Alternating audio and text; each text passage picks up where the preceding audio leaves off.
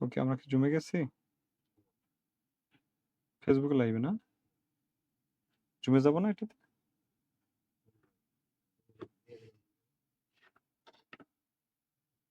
ও আচ্ছা, আচ্ছা, যেকোনো একটা যাবে? ও আচ্ছা, আচ্ছা, সরি। কয়জন যুক্ত হলো?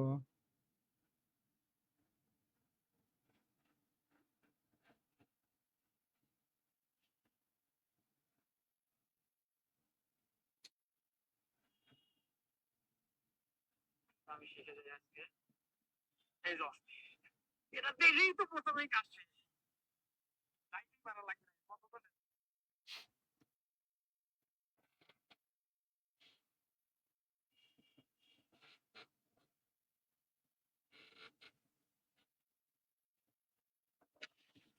আচ্ছা, কয়জন যুক্ত হলো? আসসালামু আলাইকুম, সবাইকে স্বাগত জানাচ্ছি কনসেপ্ট একাডেমির স্টুডিও থেকে। আমি খুরশিদ আলম। আমার সাথে যারা যুক্ত হয়েছেন, আমার কথা শুনতে পাচ্ছেন কিনা, বোর্ডে লেখা দেখতে পাচ্ছেন কিনা একটু কমেন্টে জানাবেন। আজকের ক্লাসটি আমাদের দ্বিতীয় ক্লাস, আশা করছি। আহ, হ্যাঁ, আমাদের সাথে যুক্ত হয়েছেন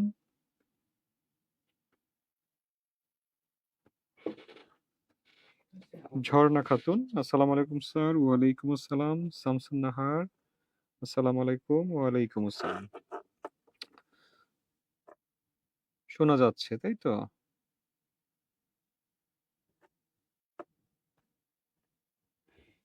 ওকে,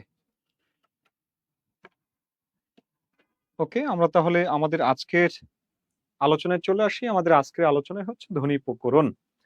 ধ্বনি প্রকরণের পূর্বে আহ ধ্বনি প্রকরণের পূর্বে আমরা কয়েকটা বিষয় একটু দেখব। লক্ষ্য করেন। কয়েকটা বিষয় দেখব, সেটা হচ্ছে আমরা ভাষারীতি পড়েছিলাম প্রথম ক্লাসে। আমরা একটু ব্যাকরণ নিয়ে আলোচনা করব। ব্যাকরণ, ব্যাকরণ, ব্যাকরণটা কি? ব্যাকরণ হচ্ছে ভাষার সংবিধান। ভাষার সংবিধান, ভাষার সংবিধান একটু নোট করবেন দ্রুত আমার সাথে। ব্যাকরণ হচ্ছে ভাষার সংবিধান। ব্যাকরণ ভাষাকে ভাষাকে শৃঙ্খলাবদ্ধ করে, ভাষাকে শৃঙ্খলাবদ্ধ করে। ব্যাকরণ আহ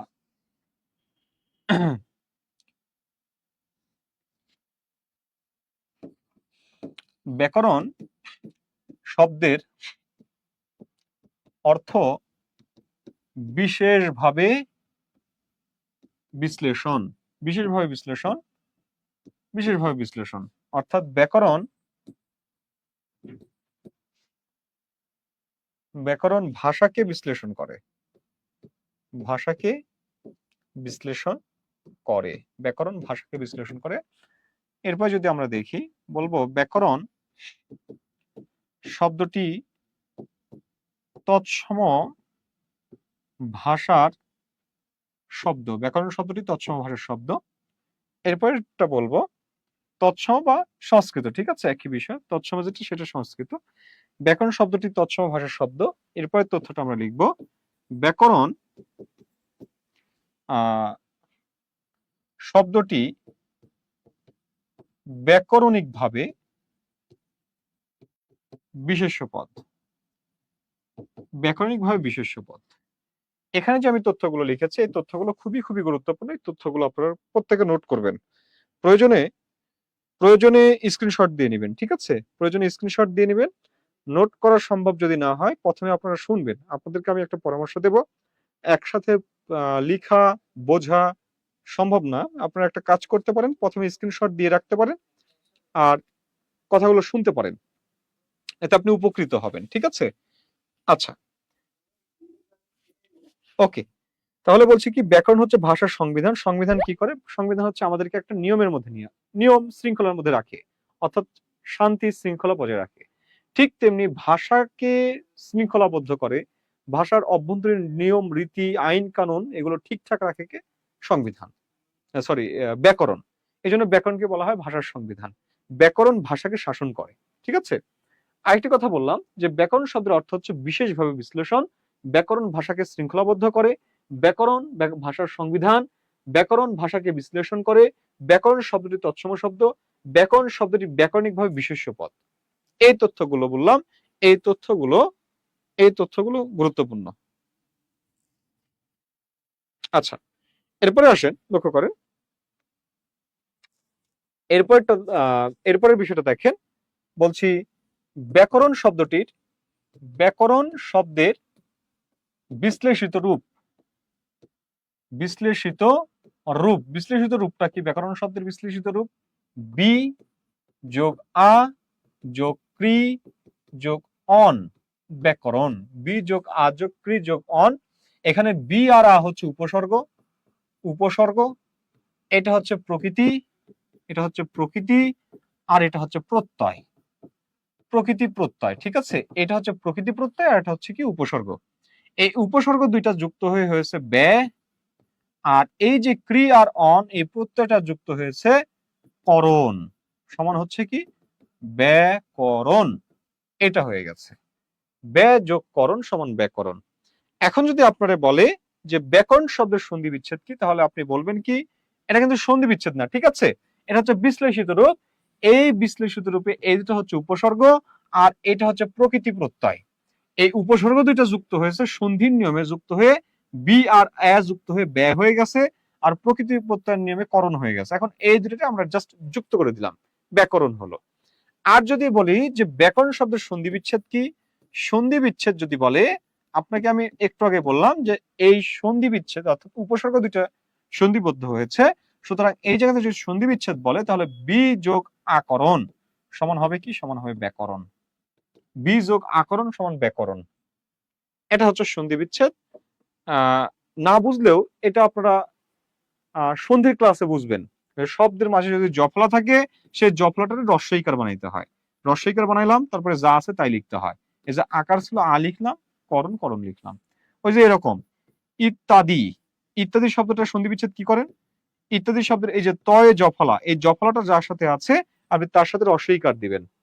জফলা মানে রস্বইকার দিয়ে দিলেন, বাকি কি থাকলো? এই যে আকার থাকলো, আকারটা ওই পাশে নিয়ে গেলেন, নিয়ে যাওয়ার পরে দয় রেশিকারে দিই, ইতি যোগ আদি সমান ইত্যাদি, এরকম আর কি, ঠিক আছে?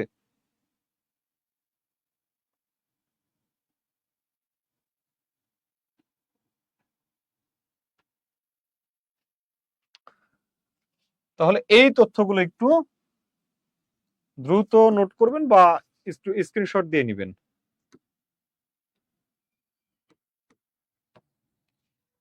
আচ্ছা, তাহলে ব্যাকরণ শব্দের বিশ্লেষিত রূপ কি? বি যোগ আ যোগ ক্রি যোগ অন, আর সন্ধি বিচ্ছেদ হচ্ছে বি যোগ আকরণ, ব্যাকরণ, ঠিক আছে? বি যোগ আকরণ সমান ব্যাকরণ। ওকে, এবার আসেন পৃথিবীর প্রথম ব্যাকরণ। পৃথিবীর প্রথম ব্যাকরণ হচ্ছে অষ্টাধ্যায়ী ব্যাকরণ। কি? অষ্টাধ্যায়ী ব্যাকরণ।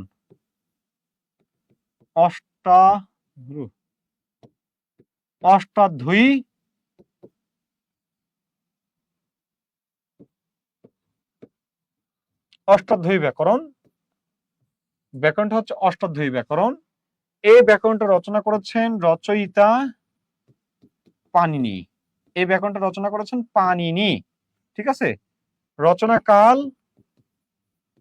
রচনাকাল হচ্ছে খ্রিস্টপূর্ব 6 থেকে 5 শতক। খ্রিস্টপূর্ব 6 থেকে 5 শতকে এই ব্যাকরণটা রচনা করেন।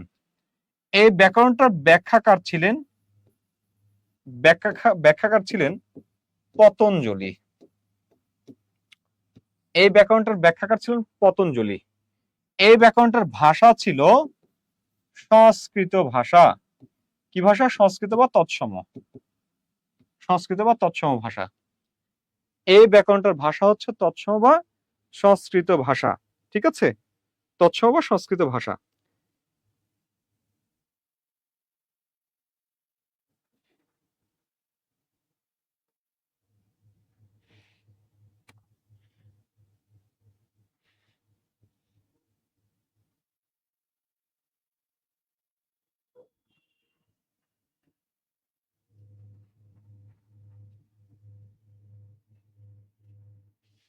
ওকে, আমাদের মনে হয় এতটুকু কমপ্লিট।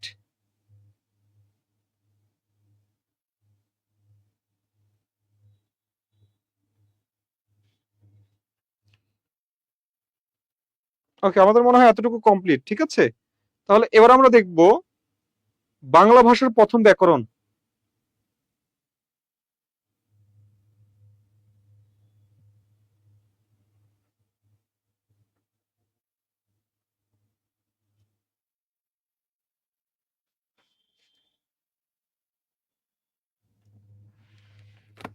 আচ্ছা,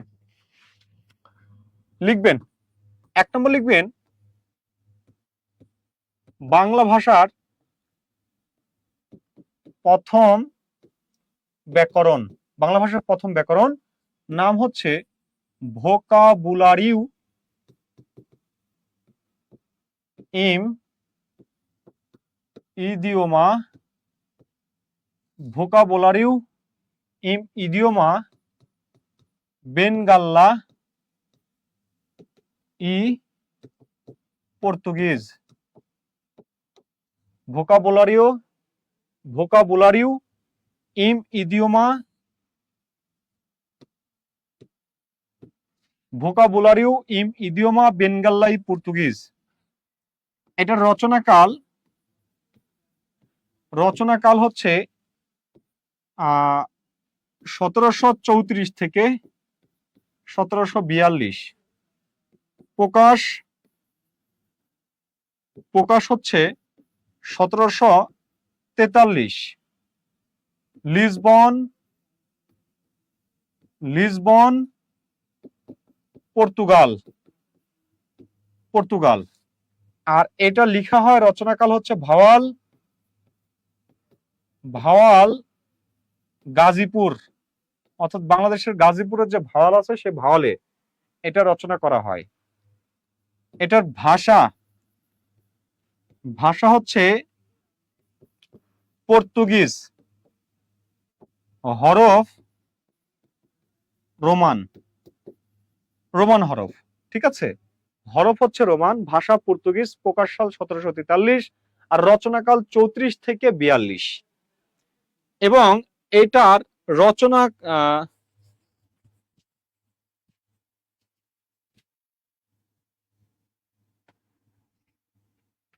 এটার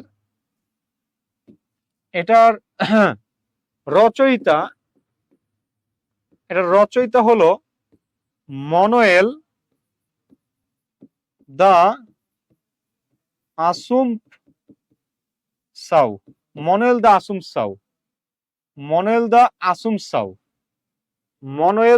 আসুমসাউ। এটা হচ্ছে বাংলা ভাষার প্রথম ব্যাকরণ গ্রন্থ নয়। ঠিক আছে, বাংলা ভাষার প্রথম ব্যাকরণ হচ্ছে এটা, মনোয়েল দা আসুমসাউ এটা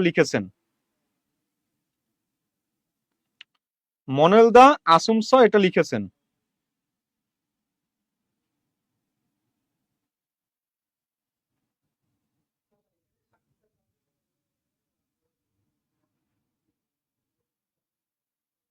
ওকে, প্রয়োজনে একটু স্ক্রিনশট দিয়ে নেবেন। হ্যাঁ, 2 নম্বরটা দেখেন। 2 নম্বর যে তথ্যটা লিখছি আমি, এটা হচ্ছে বাংলা ভাষার প্রথম ব্যাকরণ গ্রন্থ। আগেটা ছিল প্রথম ব্যাকরণ, এবার হচ্ছে বাংলা ভাষার প্রথম ব্যাকরণ গ্রন্থ। বাংলা ভাষার প্রথম ব্যাকরণ গ্রন্থটার নাম কি? নাম হচ্ছে এ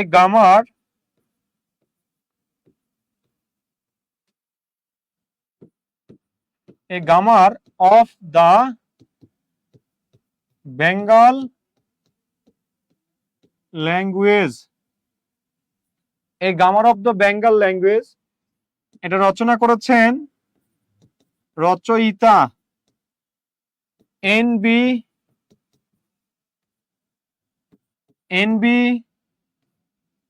হ্যালহেড। এটা রচনা করেছেন এনবি হ্যালহেড। আর এটা হচ্ছে প্রকাশ সাল 1778 খ্রিস্টাব্দ। হুগলি শ্রীরামপুর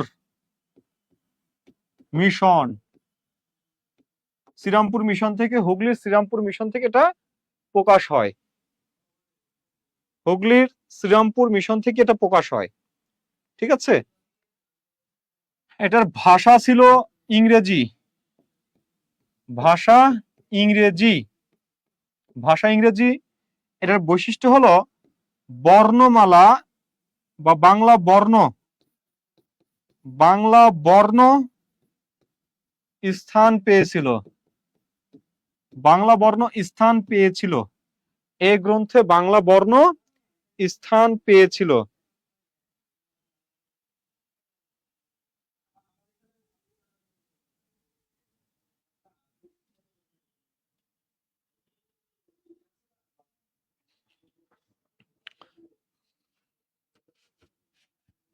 এখানে বাংলা গ্রন্থ স্থান পেয়েছিল, ঠিক আছে।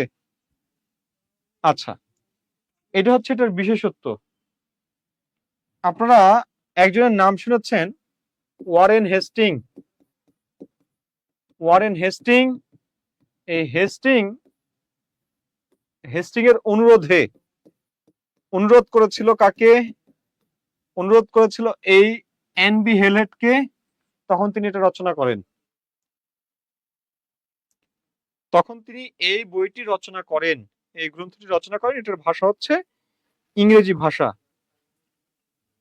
ইংরেজি ভাষা, ঠিক আছে। এটা হচ্ছে বাংলা ভাষার প্রথম ব্যাকরণ গ্রন্থ। আর আগেরটা ছিল বাংলা ভাষার প্রথম ব্যাকরণ, ওটা বাংলা ভাষার প্রথম ব্যাকরণ, পূর্ণাঙ্গ বই নয়, ঠিক আছে। এই জন্য এটাকে আর কি বাংলা ভাষার প্রথম ব্যাকরণ বলা হচ্ছে, আর এটা পূর্ণাঙ্গ, এই জন্য এটাকে ব্যাকরণ গ্রন্থ বলা হচ্ছে। এরপরে 3 নম্বর যে তথ্যটা, এই তথ্যটা লিখবেন, প্রথম বাঙালি রচয়িতা, প্রথম বাঙালি রচয়িতা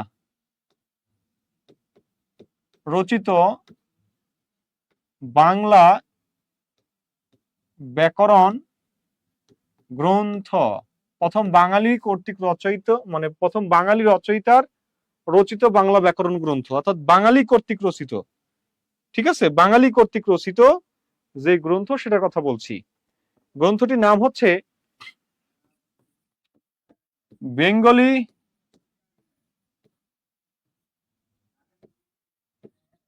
grammar in English language, Bengali grammar in English language. রচয়িতাকে রাজা রাম মোহন রায়। এটা প্রকাশ সাল 1826 খ্রিস্টাব্দ। ভাষা ইংরেজি, ঠিক আছে। ভাষা ইংরেজি, ইংরেজি ভাষায় রচিত প্রথম বাঙালি কর্তৃক রচিত ব্যাকরণ, ইংরেজি ভাষায় রচিত, ইংরেজি ভাষায় রচিত।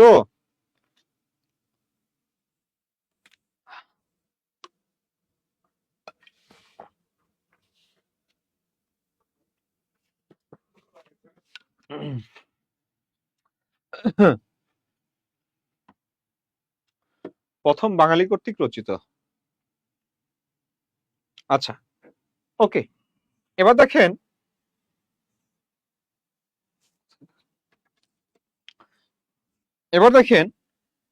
এই রাজা রামমোহন রায় যে ব্যাকরণটা লিখেছেন, এই ব্যাকরণটা 1833 সালে, 1833 খ্রিস্টাব্দে কলকাতা স্কুল বুক সোসাইটি কর্তৃক অনুদিত হয়, বা স্কুল বুক সোসাইটির প্রচেষ্টায়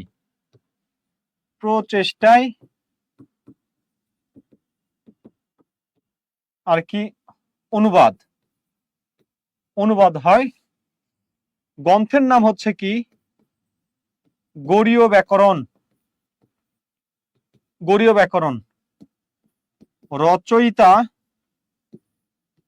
রচয়িতা রাজা রামমোহন রায় প্রকাশ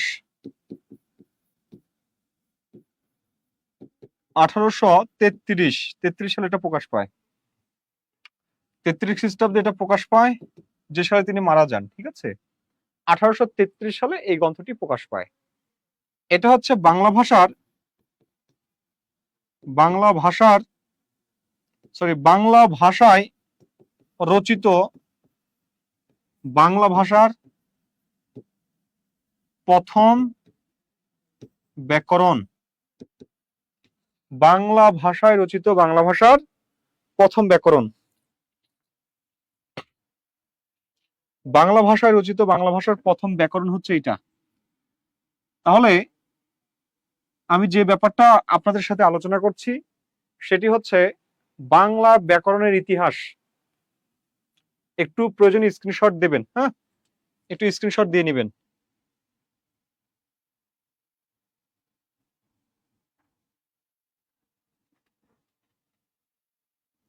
আচ্ছা, দেখেন আমি আপনাদেরকে বলছি বাংলা ভাষার ব্যাকরণের ইতিহাস। প্রথম যেটা বলেছি সেটি হচ্ছে বাংলা ভাষার প্রথম ব্যাকরণ কে রচনা করেন? মানুয়েল দা আসুনসাও।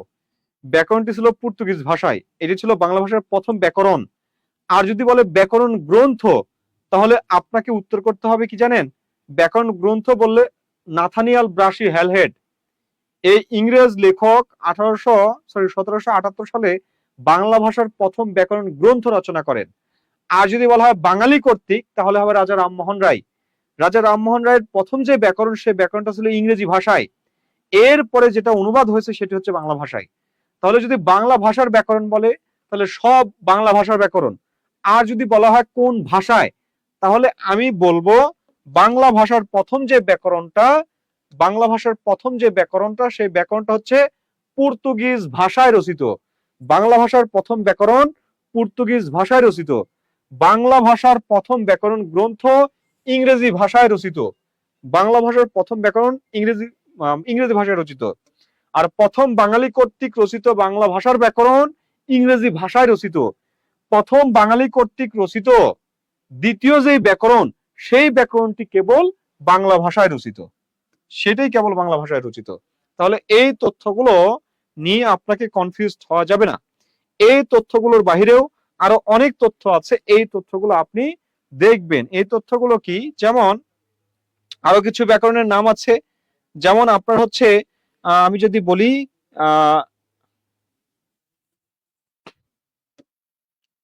বলি এই যে 2 নম্বর যে ব্যাকরণটা আপনাদেরকে দেখালাম, এই যে 2 নম্বর যে ব্যাকরণটা দেখালাম, এই যে এই জায়গাতে বেঙ্গলি বেঙ্গল কথাটা লেখা আছে, এই বেঙ্গলের জায়গাতে যদি এই রকম থাকে BANGAL, এরপরে দুটো ডাবল ই আছে, দেখেন এই ডাবল ই যুক্ত হবে যখন, একই নাম সেম নাম কিন্তু যুক্ত হয়েছে ডাবল ই, তখন সেটা হবে কি?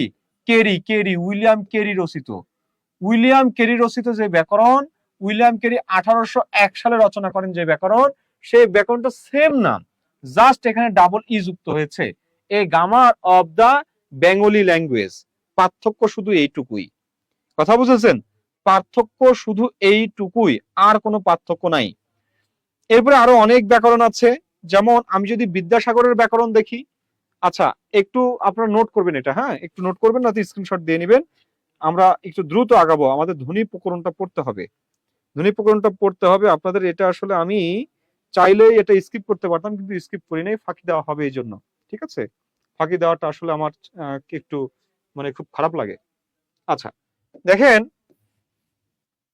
তাহলে এবার আসেন বিদ্যাসাগর রচিত, বিদ্যাসাগরের যে ব্যাকরণ, বিদ্যাসাগর, এই বিদ্যাসাগরের যে সাগর, গ হবে আগে, সাগরের রচিত হচ্ছে ব্যাকরণ কৌমুদী। ব্যাকরণ কৌমুদী বিদ্যাসাগর রচিত। ঠিক আছে, তারপরে যদি আমি বলি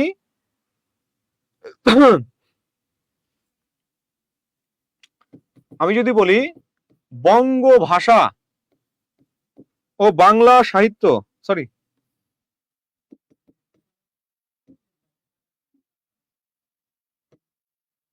বঙ্গ ভাষা ও সাহিত্য, এটা হচ্ছে বাংলা ভাষার প্রথম মানে বাংলা ভাষার না রে, এটা বাংলা সাহিত্যের প্রথম ইতিহাস গ্রন্থ। বাংলা সাহিত্যের প্রথম ইতিহাস গ্রন্থ।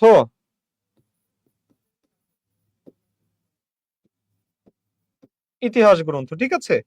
এটা লিখেন দীনেশ চন্দ্র, দীনেশ চন্দ্র সেন আর কি, এটা লিখেন ডক্টর দীনেশ চন্দ্র সেন। তারপরে যদি আমি বলি বাংলা ভাষা পরিচয়, ভাষা পরিচয়, বাংলা ভাষা পরিচয় বা বাংলা শব্দতত্ত্ব, বাংলা শব্দতত্ত্ব, তাহলে সেটা কি হবে? সেটা হবে রবি ঠাকুর। রবি ঠাকুর বাংলা শব্দতত্ত্ব লিখেন রবি ঠাকুর, ঠিক আছে। বাংলা শব্দতত্ত্বটা লিখেন রবি ঠাকুর। আপনারা প্রয়োজনে একটু স্ক্রিনশট দিয়ে নেবেন, ঠিক আছে।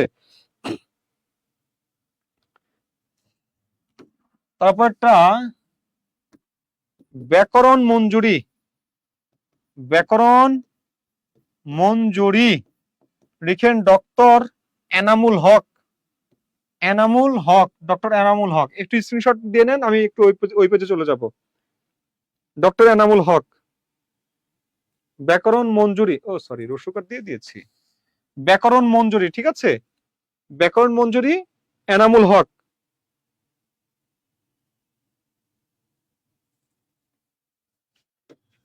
এরপরে লিখবেন ভাষা প্রকাশ, ভাষা প্রকাশ বাংলা ব্যাকরণ সুনীতি কুমার, সুনীতি কুমার। এরপরে লিখবেন বাংলা ভাষার ইতিবৃত্ত, বাংলা ভাষার ইতিবৃত্ত শহীদুল্লাহ। লিখবেন ভাষার ইতিবৃত্ত সুকুমার, সুকুমার সেন। আমি পুরো নামটা লিখছি না, হ্যাঁ, ডক্টর সুকুমার সেন, ডক্টর মোহাম্মদ শহীদুল্লাহ, এটা আপনারা বুঝে নিবেন, ঠিক আছে।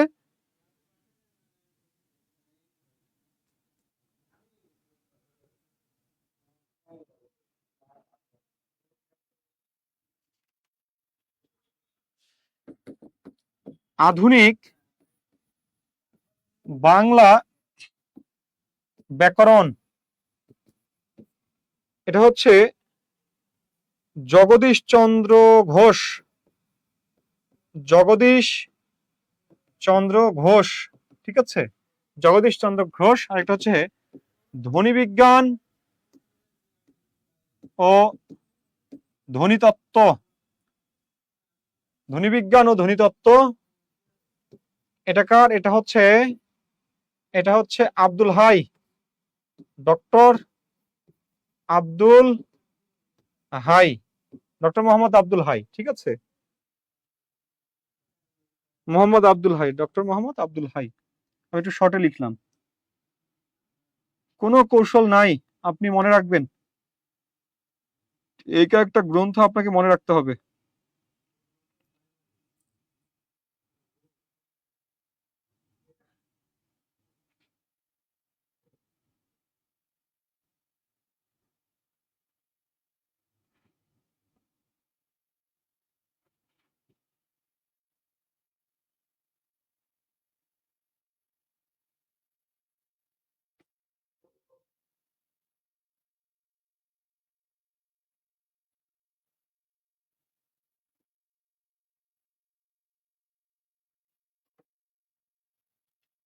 আচ্ছা, না আপনি আসলে আপনাদেরকে বলতে চাচ্ছি কি, রেকর্ড ক্লাসের মতো হবে কেন? এখন একটা ব্যাপার হলো, আপনি যখন বুঝবেন, আপনি আগে বুঝবেন, বোঝার পরে লিখবেন, তাহলে আমাকে প্রত্যেকটা স্লাইডে আপনাকে লিখতে সময় দিতে হবে 2 মিনিট, ঠিক আছে। এতে আপনার সময় নষ্ট হবে প্রচুর, অনেক সময় আপনার যাবে, কিন্তু আপনি তথ্য কম পাবেন, বিষয়টা হচ্ছে এটা। আর আপনি যদি আমার সাথে সাথে লিখতে পারেন তাহলে ভালো, কোনো সমস্যা নেই। আচ্ছা, ওকে, তারপরে আসেন, এবার আসেন ব্যাকরণের আলোচ্য বিষয়, আলোচ্য বিষয় প্রধানত বা মূলত চারটি, প্রধানত বা মূলত চারটি, মোট ছয়টি। মোট ছয়টি। দেখেন কি কি? এক নম্বর হচ্ছে ধ্বনি তত্ত্ব, 2 নম্বর হচ্ছে শব্দ তত্ত্ব, 3 নম্বর হচ্ছে বাক্য তত্ত্ব বা পদক্রম, শব্দ তত্ত্বের আরেকটা নাম হচ্ছে রূপ তত্ত্ব, 4 নম্বরটা হইল অর্থতত্ত্ব। এর বাইরে যে দুইটা আছে, একটা হচ্ছে অভিধান তত্ত্ব, অভিধান তত্ত্ব, আরেকটা হইল ছন্দ ও অলংকার তত্ত্ব, অলংকার তত্ত্ব, বা এটার আপনি বলতে পারেন নন্দন তত্ত্ব, নন্দন তত্ত্ব এটা বলতে পারেন।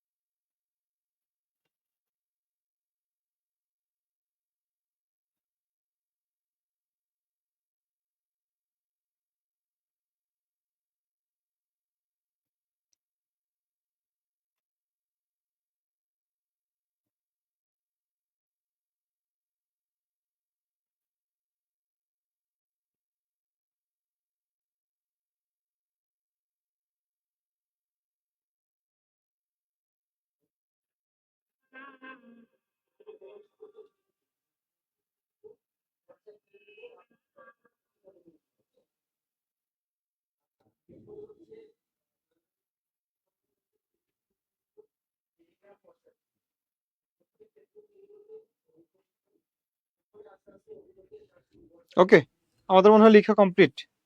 দেখেন, প্রধানত বা মূলত চারটি, যে কোনো ভাষার ব্যাকরণের আলোচ্য বিষয় চারটা: ধ্বনি, শব্দ, বাক্য, অর্থ।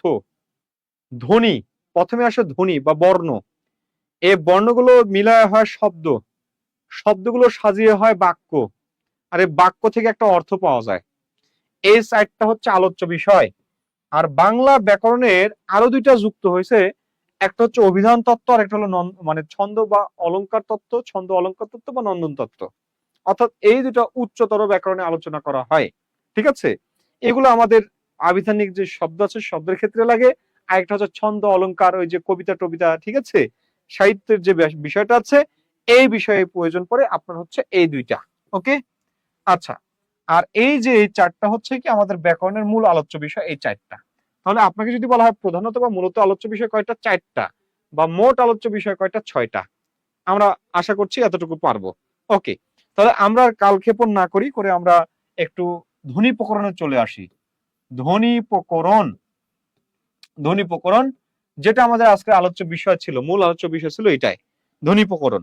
ওকে, আমি এতক্ষণ যেগুলো বললাম এগুলো হচ্ছে আপনাদেরকে জাস্ট একটু অ্যাড করে দিলাম, যুক্ত করে দিলাম। এগুলো পরীক্ষায় আসে, ঠিক আছে, এগুলো পরীক্ষায় আসে, এগুলো একটু যুক্ত করে দিলাম। আচ্ছা, এবার দেখেন ধ্বনি প্রকরণ। প্রকরণ শব্দের অর্থ কি? প্রকরণ, প্রকরণ শব্দের অর্থ কি? প্রকরণ শব্দের অর্থ হচ্ছে অধ্যায়।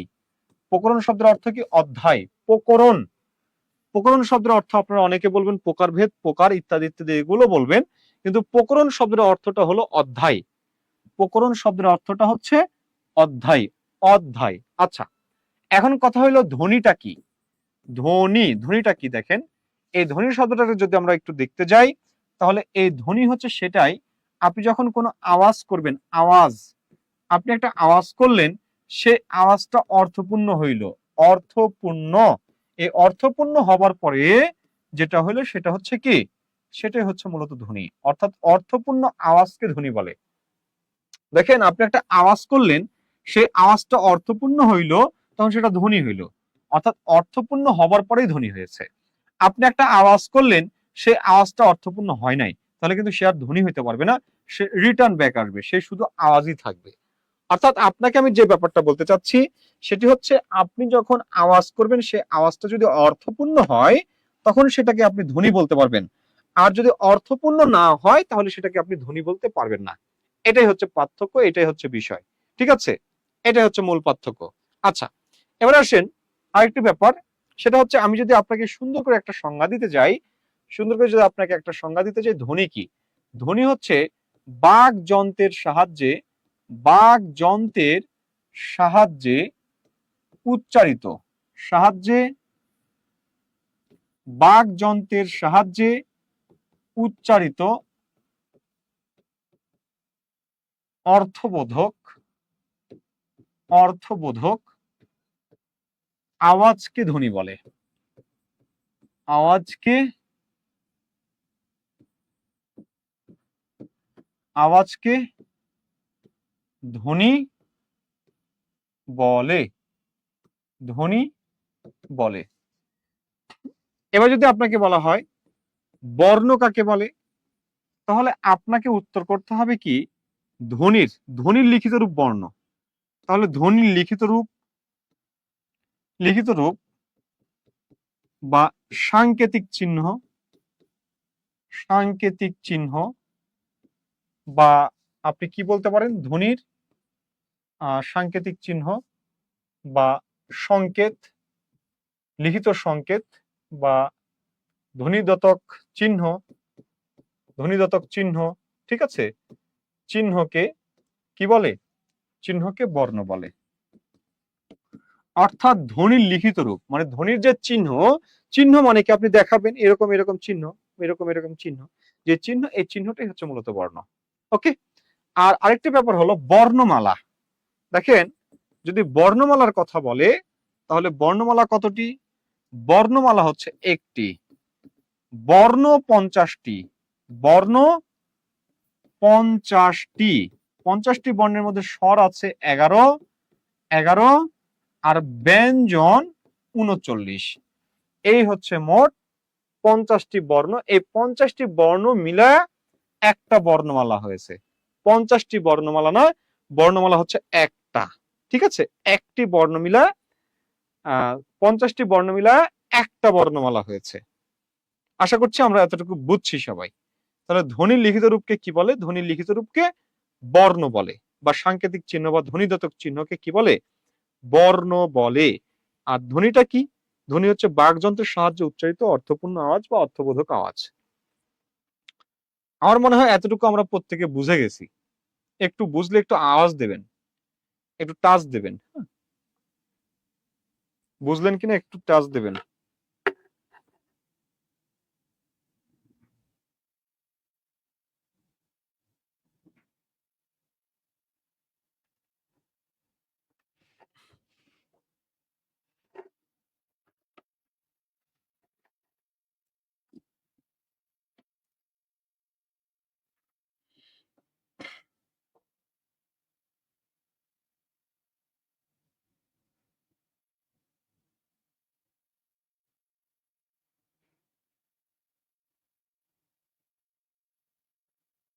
ওকে, ধন্যবাদ। এবার যে ব্যাপারটা হলো দেখেন, আমি বলেছি বাকযন্ত্রের সাহায্যে। একটু দেখেন, বাকযন্ত্রের সাহায্যে, বাকযন্ত্র, এই বাকযন্ত্রটা কি? বাকযন্ত্রটা কি? দেখেন, বাকযন্ত্রটা হচ্ছে মূলত দেখেন, বাকযন্ত্র অর্থাৎ যে যন্ত্রের সাহায্যে আপনি কথা বলেন, অর্থাৎ আপনার কথা বলতে সহায়ক যে অঙ্গগুলো সেগুলোকে একত্রে বলা হয় বাকযন্ত্র, সেগুলোকে একত্রে বলা হচ্ছে বাকযন্ত্র। এখন দেখেন এই বাকযন্ত্র কোনগুলো, নিচের কোনটি বাকযন্ত্রের অংশ বা নিচের কোনটি বাকযন্ত্রের অংশ নয়? ঠিক আছে? কোনটি অংশ কোনটি অংশ নয়, এটা প্রশ্ন আসবে। এখন কথা হচ্ছে কোনটি অংশ আর কোনটি অংশ নয়, এটা আমাদেরকে জানতে হবে। তাহলে যেটা অংশ সেটা যদি আমরা জানি তাহলে কোনটি অংশ নয় এটা আমরা উত্তর করতে পারবো, উত্তর করা আমার জন্য সহজ হবে। আচ্ছা, এখন আসেন, এই যে আমরা যখন কথা বলি, আমরা যখন কথা বলি, এই কথা বলার সময় আমাদের মুখ দিয়ে বাতাস বের হয়। অর্থাৎ আমি আপনাকে বলতে চাচ্ছি, আমরা যখন কথা বলি, আমরা যখন আওয়াজ করি, তখন আমাদের মুখ থেকে বাতাস বের হয়। এই বাতাসটা কোথায় থেকে আসে? এই বাতাসটা আসে ফুসফুস থেকে। তাহলে ফুসফুস হচ্ছে আমাদের বাকযন্ত্রের অংশ। তাহলে লিখবো ফুসফুস, ফুসফুস লিখবো, বাকযন্ত্রের অংশ হচ্ছে ফুসফুস, ফুসফুস। এরপরে দেখেন এই ফুসফুস থেকে এই যে বাতাসটা আসতেছে কোন একটা নালী দিয়ে, কোন একটা পথ দিয়ে, যে পথ বা যে নালী দিয়ে বাতাসটা আসতেছে সেটাকে বলা হচ্ছে শ্বাসনালী। কি নালী? শ্বাসনালী বা কণ্ঠনালী। সেটার নাম হচ্ছে শ্বাসনালী বা কণ্ঠনালী। ঠিক আছে, শ্বাসনালী বা কণ্ঠনালী।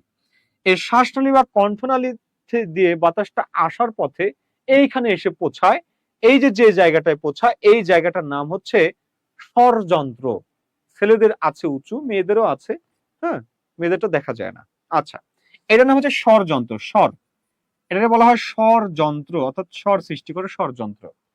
ওকে, এই স্বরযন্ত্র যখন পার হবেন, পার হবার পরে যে অংশটা আছে সেটাকে বলা হয়, এই যে এখানে যে অংশটা আছে ভেতরে, এটাকে বলা হয় কণ্ঠমূল। কণ্ঠের মূল আর কি, মূল, কণ্ঠমূল বা জিহ্বামূল।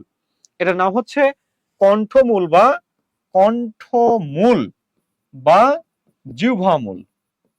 জিহ্বামূল, কণ্ঠমূল বা জিহ্বামূল। এই কণ্ঠমূল বা জিহ্বামূলটা যখন আপনি পার হবেন, পার হওয়ার পরে আপনি বড় একটা জিহ্বা পাবেন, যে জিহ্বা দিয়ে আপনি আপনার আর কি এই যে টেস্ট গুলো নিয়ে থাকেন, ঠিক আছে, সেই জিহ্বাকে বলা হচ্ছে কি বাকযন্ত্রের একটি অংশ। আচ্ছা, এটা হচ্ছে কি জিহ্বা। আচ্ছা, জিহ্বা, এই জিহ্বাটা বাকযন্ত্রের সবচেয়ে সচল অঙ্গ বা সক্রিয় অঙ্গ। সচল বা সক্রিয় অঙ্গ, সবচেয়ে সচল বা সক্রিয় অঙ্গ, সবচেয়ে, আচ্ছা, সবচেয়ে সচল বা সক্রিয় অঙ্গ। Okay fine. এবার দেখেন 6 নম্বরটা দেখেন, আমরা তাহলে এই জায়গাতে আসলাম কণ্ঠ, কণ্ঠর পরে আমরা পাইলাম কি জিহ্বা। এই জিহ্বা পাওয়ার পরে দেখেন এই রকম একটা মানে ওপরে, জিহ্বার উপরে এরকম তালু আছে, দেখেন আমাদের তালু আছে। এই তালুতে এখানে আবার একটু নরম অংশ আছে, পুরোটা তালু, এই তালুর পেছনে যেটা একটু নরম অংশ, এই নরম অংশ একটা মাংসপিণ্ড ঝোলে, যেটাকে আমরা বলি আলজিহ্বা। কি বলি? আলজিহ্বা। এই আলজিহ্বাটা বাকযন্ত্রের অংশ। আলজিহ্বা, আলজিহ্বা।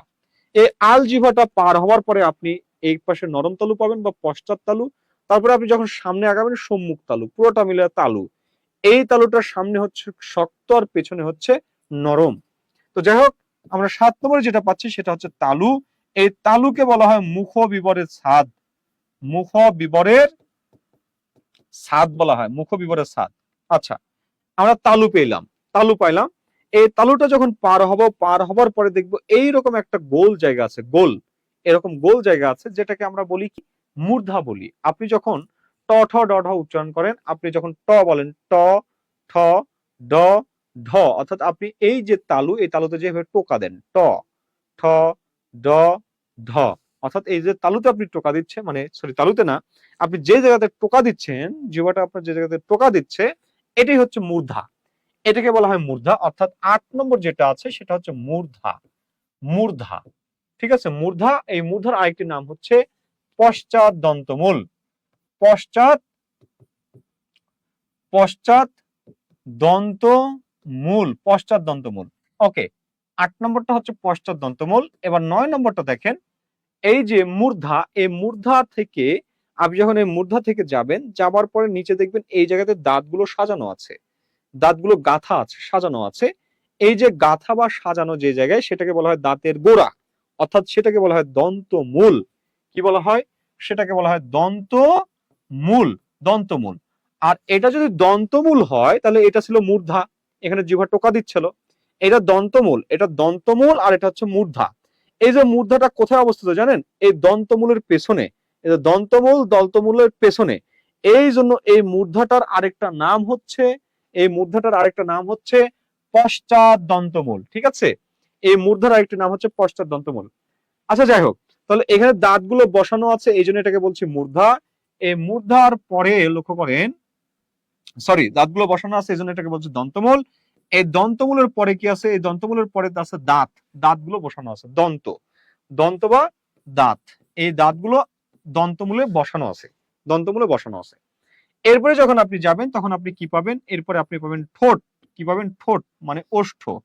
কি পাবেন? ওষ্ঠ পাবেন, ওষ্ঠ, ওষ্ঠ, ঠোঁট আর অধর। এরপরে যখন আপনি যাবেন 12 নম্বরে, তখন আপনি পাবেন কি নাক পাবেন, নাক, নাক আর নাক আর কি পাবেন, নাক পাবেন আর নাসারন্ধ্র, নাক পাবেন আর আরেকটা পাবেন হচ্ছে নাসারন্ধ্র, নাসারন্ধ্র। তাহলে এই যে আমি 1 থেকে 12 পর্যন্ত বললাম, এই 12 পর্যন্ত হচ্ছে বাক যন্ত্রের অংশ। এই 12 পর্যন্ত অংশটা হচ্ছে কি বাক যন্ত্রের অংশ, বাক যন্ত্রের অংশ। দেখেন বাক যন্ত্রের অংশ আমি কোনগুলো বলেছি আমি আরেকবার রিপিট করছি, আপনারা প্রয়োজনে এটা একটু স্ক্রিনশট দেবেন। আমি প্রথমে বলেছি কণ্ঠ, সরি ফুসফুস বলেছি। আচ্ছা সামনে আসি, দেখেন আমি প্রথমে বলেছি ফুসফুস, ফুসফুস থেকে বাতাসটা আসছে একটা শ্বাসনালী দিয়ে, শ্বাসনালী বা কণ্ঠনালী, বা আপনি এটাকে কি বলতে পারেন শ্বাসনালী বা কণ্ঠনালী, এছাড়া আর কি বলা যায়, এই দুইটাই। আচ্ছা এই শ্বাসনালী বা কণ্ঠনালী আসলো কোথায়, এই যে স্বর মানে স্বরযন্ত্র, এই স্বরযন্ত্র থেকে আসলেন কোথায়, জিহ্বার মূল অর্থাৎ জিহ্বার গোড়া, মানে জিহ্বা মূল বা কণ্ঠমূল বা জিহ্বার গোড়া, এই যে কণ্ঠমূল। এই কণ্ঠমূলের পরে আপনি পাইলেন কি জিহ্বা, সবচেয়ে সক্রিয় অঙ্গ। এই জিহ্বার পরে আপনি পাইলেন কি উপরের যে তালু আছে, তালুর পেছনে আছে কি আলজিহ্বা, জিহ্বা, আলজিহ্বা, তালু, নরম তালু, শক্ত তালু, তারপরে আছে কি মূর্ধা বা পশ্চাৎ দন্তমূল, তারপর আছে দন্তমূল, দাঁত, ওষ্ঠ, নাক আর নাকের দুইটা ফুটা, নাসারন্ধ্র। এই হচ্ছে বাক যন্ত্রের অংশ, এই হচ্ছে বাক যন্ত্রের অংশ। আশা করছি ব্যাপারটা আপনাদের ক্লিয়ার হয়েছে, আশা করছি বিষয়টা ক্লিয়ার হয়েছে।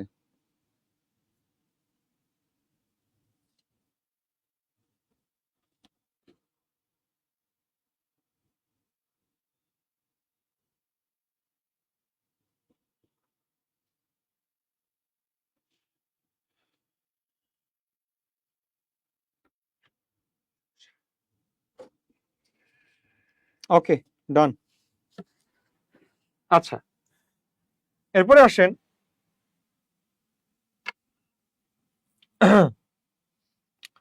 তাহলে আমরা এতটুকু সবাই বুঝেছি।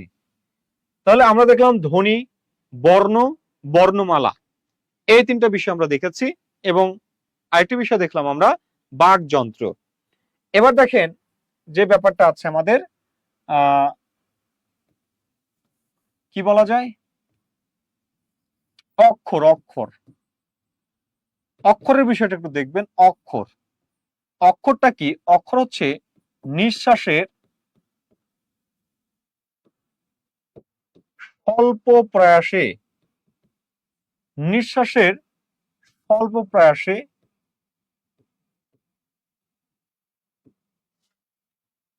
উচ্চারিত শব্দাংশ, উচ্চারিত শব্দাংশ হচ্ছে কি অক্ষর। নিঃশ্বাসের স্বল্প প্রয়াসে উচ্চারিত শব্দাংশকে অক্ষর বলছি।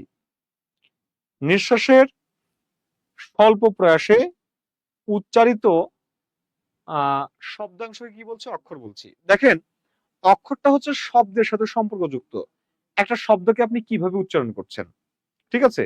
যেমন আমরা একটা শব্দ বলছি, কি শব্দ বলা যায়,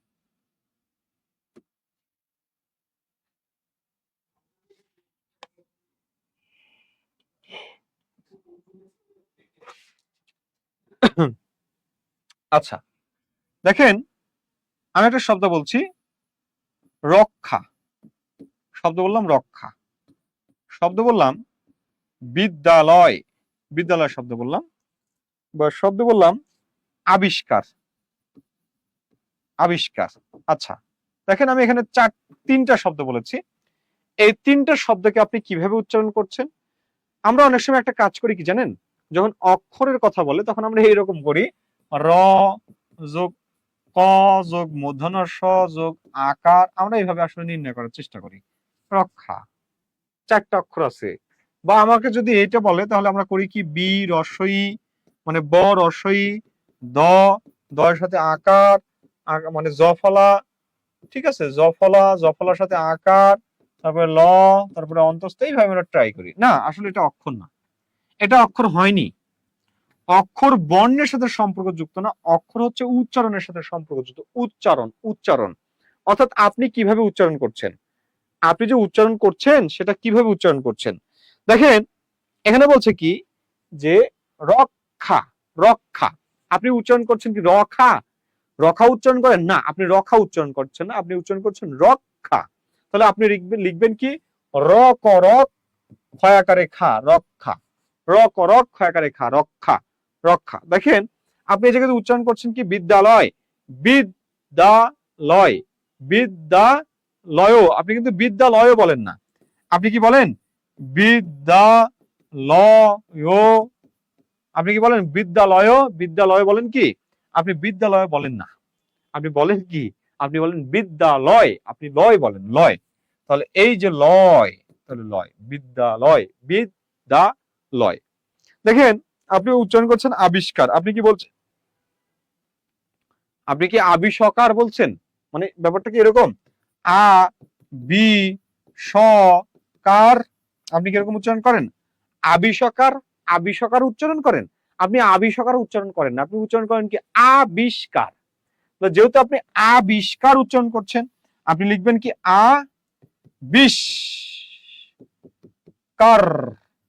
আবিষ্কার, আবিষ্কার, আবিষ্কার। অর্থাৎ আপনি যেটা উচ্চারণ করছেন সে উচ্চারণকে যতটুকু টুকরো করা যায়, যতটুকু ভাবে আপনি টুকরো করতে পারেন সেটাই হচ্ছে অক্ষর।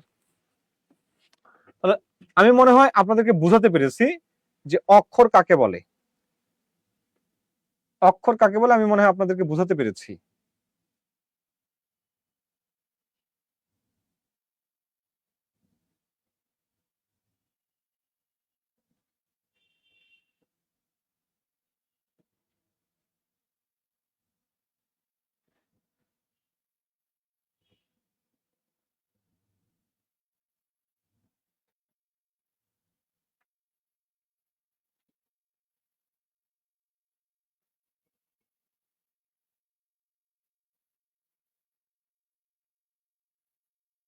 কমেন্ট সামনে আসে দেখা যায় না, আসলে এটা আপনার প্রবলেম। হ্যাঁ, আপনি হয়তো ফেসবুক লাইট ব্যবহার করছেন, এই জন্য হয়তো বা দেখতে পাচ্ছেন না।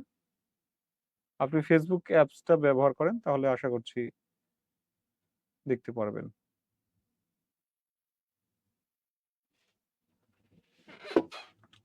দেখেন বলছি শিক্ষক, এই শিক্ষককে আপনি কি উচ্চারণ করেন শিক্ষক, আপনি শি ক খ বলেন, আপনি উচ্চারণ করেন কি, আপনি উচ্চারণ করেন শিক্ষক। তাহলে শিক খ ক খ শিক্ষক, শিক্ষক, শিক্ষক উচ্চারণ করেন। যেমন বলছেন কি লাইট, লা ইট ইট, দেখেন আপনি কিন্তু লাইটও বলেন না, আপনি বলেন কি, আপনি বলছেন লা, আপনি বলছেন কি ইট, লাইট, লাইট বলছেন লা ইট, লাইটও বলেন না, আপনি বলছেন কি লা ইট। আচ্ছা আপনি যদি তকে আলাদা করেন তাহলে উচ্চারণ কি হবে, হবে লা ইট, লাইট, লাইট হচ্ছে, আপনি লাইটও বলেন না, আপনি বলেন কি লাইট, আপনি লাইট বলেন, তাহলে ইট লাইট। দেখেন প্রাথমিক, প্রাথমিক, দেখেন তো আপনি এখানে কি উচ্চারণ করেন প্রাথমিক, প্রাথমিক, আপনি প্রাথমিক বলেন না, আপনি বলেন কি, আপনি বলেন মিক, মিক, আপনি প্রাথমিক বলেন না, আপনি বলেন কি প্রাত বলেন না, বলেন কি প্রাথমিক, প্রাথমিক। তাহলে এখানে অক্ষর কয়টা, এখানে অক্ষর তিনটা। দেখেন প্রধান, প্রধান, প্রধান, তাহলে আপনি কি বলেন প্রধান, প্রধানও বলেন, তাহলে প্রধানও বললে প্রধানও লিখবেন প্রধান, আপনি কি প্রধান বলেন না, আপনি প্রধানও বলেন না, আপনি বলেন কি প্রধান, ধান বলেন, তাহলে প্র যোগ ধান প্রধান। কথা বুঝতে পেরেছেন, প্র যোগ ধান প্রধান। দেখেন আপনার নাম, আপনার নাম কি, মনে করেন যে এই যে আপনার একজনের লিখেছেন ঝর্ণা আক্তার, তাই না, ঝর্ণা আক্তার, ঝর্ণা, তাহলে এই যে ঝর্ণা আক্তার আপু আপনার নামটা দেখেন ঝর্ণা, আপনি নিশ্চয়ই এরকম লিখেন ঝর্ণা, আচ্ছা ঝর্ণা, তাহলে আপনি কি এটা উচ্চারণ করেন কি, আমরা কি এটাকে উচ্চারণ করি ঝরনা, ঝরনা বলি না, ঝরনা বলি না, আমরা বলি কি, বলি ঝড়, ঝড়, ঝড়, দন্ত নয় করে না, ঝড় না। তাহলে অক্ষর কয়টা, অক্ষর দুইটা, অক্ষর দুইটা। যেমন তহিদুল আবির ভাই বলছেন তহিদুল, তো হি দুল, তহিদুল, দেখেন তো হি, তাহলে আপনি কি বলেন তো হি দুল, দুল, আপনি কি দুলো বলেন না, তো দুলো বলেন, আপনি কি বলেন দুল, তো হি দুল। অক্ষর কয়টা, অক্ষর তিনটা। দেখেন আলমগীর হোসেন, আলমগীর, আপনার কি হবে? আলমগীর। তাহলে এখানে অক্ষর কয়টা আছে দেখেন, আপনি কি বলেন? আলমগীর। আপনি কি আলমগীর উচ্চারণ করেন? আপনি আলমগীর উচ্চারণ করেন না, আপনি উচ্চারণ করেন আলমগীর, আলমগীর। অর্থাৎ আপনি তিনটা ভাগে উচ্চারণ করছেন। এই জন্য এখানে অক্ষরটা কি হবে? অক্ষরটা হবে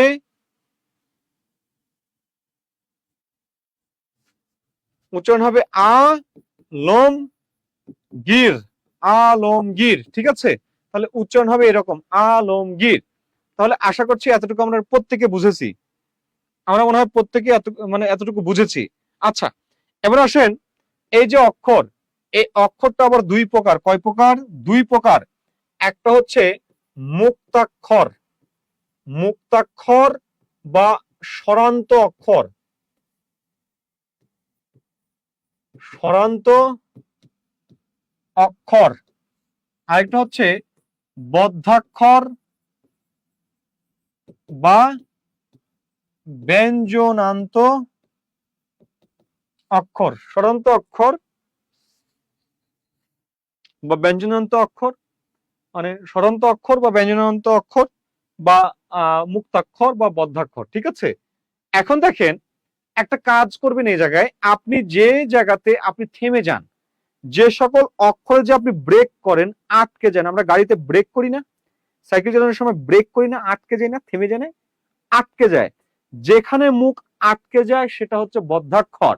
আর বদ্ধাক্ষরের শেষে আপনাকে হসন্ত দিতে হবে, হসন্তটা আপনাকে বদ্ধাক্ষরের শেষে দিতে হবে। আর যে সকল অক্ষর উচ্চারণ করার সময় মুখটা খোলা থাকে, খোলা থাকে, মুক্ত থাকে, সেটা হচ্ছে মুক্তাক্ষর। দেখেন, আপনি যখন এই যে রক্ষা উচ্চারণ করছেন, আপনি বলছেন কি রক, রক। দেখেন, রক আটকে যাচ্ছে, মুখ আটকে যাচ্ছে, রক। আপনি কিন্তু র ক বলছেন না, বলছেন কি রক। এই যে আটকে যাচ্ছে, আটকে যাওয়ার কারণে এখানে হসন্ত দিচ্ছেন। আর এই যে দেখেন খা, খা, খা, ক্ষয়াকারে খা, মুখটা খোলা আছে। এই আটারে আপনি টানতে টানতে টানতে টানতে কলকাতা নিয়ে চলে যেতে পারবেন, বা আপনি যতদূর ইচ্ছে নিয়ে যেতে পারবেন। তাহলে এই যে দেখেন খা, এই খাটা মুখ খোলা থাকছে, যেন মুক্তাক্ষর। এই মুক্তাক্ষরের নিচে কখনো হসন্ত দেওয়া যাবে না। ঠিক আছে, মুক্তাক্ষরের নিচে কখনো হসন্ত দেওয়া যাবে না, হসন্ত দিতে হবে বদ্ধাক্ষরে। দেখেন বিদ্যালয়, এই যে বিদ, বিদ, বিদ, বিদ আটকে যাচ্ছে, এই জন্য শেষে হসন্ত দিলাম।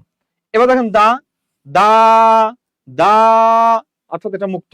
এবার দেখেন লয়, আপনি কি লয় বলেন? লয় না, লয় বলেন না, আপনি কি বলেন? লয়, লয়। এই যে লয় বলে যে আপনি থেমে যাচ্ছেন, এই জন্য হসন্ত। এবার দেখেন আবিষ্কার, আ মুক্ত, বিষ, বিষ আটকে যাচ্ছে, কার, কার, কার, কার আটকে যাচ্ছে, এই জন্য এটা কি? এটা হচ্ছে বদ্ধাক্ষর। তাহলে বদ্ধাক্ষরের শেষে আমরা কি দেব? হসন্ত দেব। আর মুক্তাক্ষরের শেষে আমরা কিছু দেব না, মুক্তাক্ষরের শেষে ফাঁকা থাকবে। মুক্তাক্ষরের শেষে স্বরধ্বনি থাকে, আর বদ্ধাক্ষরের শেষে ব্যঞ্জনধ্বনি থাকে। পার্থক্য হচ্ছে এতটুকুই। আশা করছি অক্ষর সংক্রান্ত যে সমস্যা, সেই সমস্যা আপনাদের সমাধান হয়েছে। এটা নিয়ে আর কোনো প্রবলেম থাকার কথা না। ওকে, ক্লিয়ার? সবাই ক্লিয়ার? একটু ডান লিখবেন, ক্লিয়ার হলে একটু ডান লিখবেন।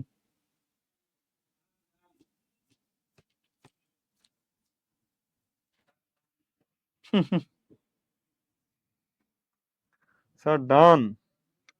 আচ্ছা, বাংলা বিষয় নিয়ে যদি সমস্যা থাকে, কোনো জিজ্ঞাসা থাকলে আমার পেজ, আপনারা এখানে কানেক্টেড থাকতে পারেন এই পেজটির সাথে, এবং কোনো সমস্যা বা প্রবলেম থাকলে আপনারা জিজ্ঞাসা করতে পারেন। ঠিক আছে, এখানে আপনারা কানেক্ট থাকতে পারেন। এটা হচ্ছে আমার ফেসবুক পেজ, খোরশেদ স্যার। ওকে, আমরা এবার স্বরধ্বনিগুলো দেখব। ওকে, আমরা স্বরধ্বনিগুলো দেখবো এবার। লক্ষ্য করেন, আমরা স্বরধ্বনি, স্বরধ্বনি গুলো দেখবো। স্বরধ্বনি, স্বরধ্বনি কি?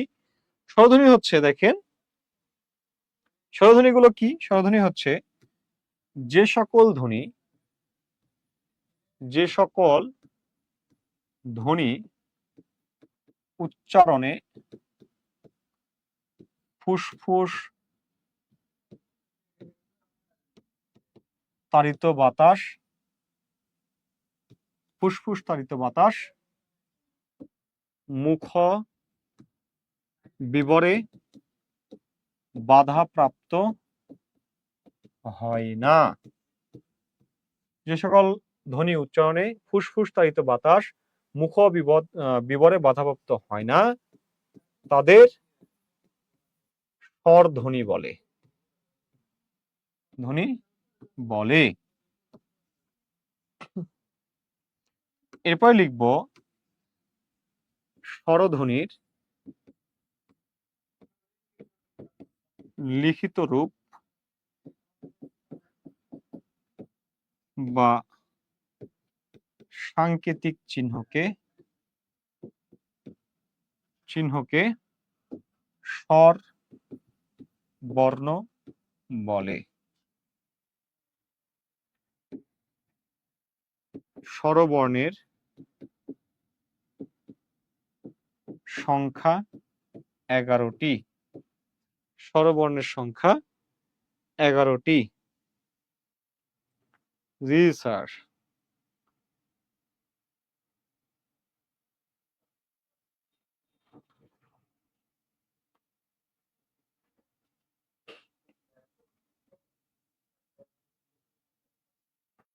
আশা করছি সবাই এতটুকু আমরা বুঝে গেছি। হ্যাঁ, আপনাদের লেখা হয়েছে সম্ভবত।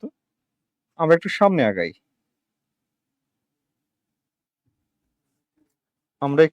আগাই। ঠিক আছে? ওকে, একটু আওয়াজ দেবেন, আমরা একটু সামনে আগাই। দেখেন আমি বর্ণগুলো লিখছি। একটা হচ্ছে স্বরেয়, স্বরেয়া, রস্বই, দীর্ঘই, রস্বউ, দীর্ঘউ, রি, এ, ওই, ও, ও। আচ্ছা, এখানে দেখেন আমি বর্ণ লিখেছি কয়টা? বর্ণ লিখেছি 11টা। এই 11টা বর্ণকে যদি বলি স্বরবর্ণের রূপ বা রীতি কয়টি? স্বরবর্ণের রূপ বা রীতি হচ্ছে দুইটা। কয়টা? দুইটা। একটা হচ্ছে পূর্ণরূপ, আরেকটা হচ্ছে সংক্ষিপ্ত রূপ। সংক্ষিপ্ত রূপ দেখেন পূর্ণরূপ কোনগুলো? এই যে অ, আ, এগুলো হচ্ছে পূর্ণরূপ। আর সংক্ষিপ্ত রূপ কোনগুলো? আকার, রস্বইকার, দীর্ঘইকার, হ্রস্বকার, দীর্ঘকার, এইগুলো সব হচ্ছে কি সংক্ষিপ্ত রূপ। কথা বুঝেছেন? তাহলে পূর্ণরূপ আর একটা হচ্ছে সংক্ষিপ্ত রূপ। ব্যঞ্জনের ক্ষেত্রেও দুইটা, একটা হচ্ছে পূর্ণরূপ আর একটা সংক্ষিপ্ত রূপ। আমি যদি বলি স্বরের সংক্ষিপ্ত রূপ, কি বলা হচ্ছে কি? স্বরের সংক্ষিপ্ত রূপ যেটা, সেটা হচ্ছে কার। আর ব্যঞ্জনের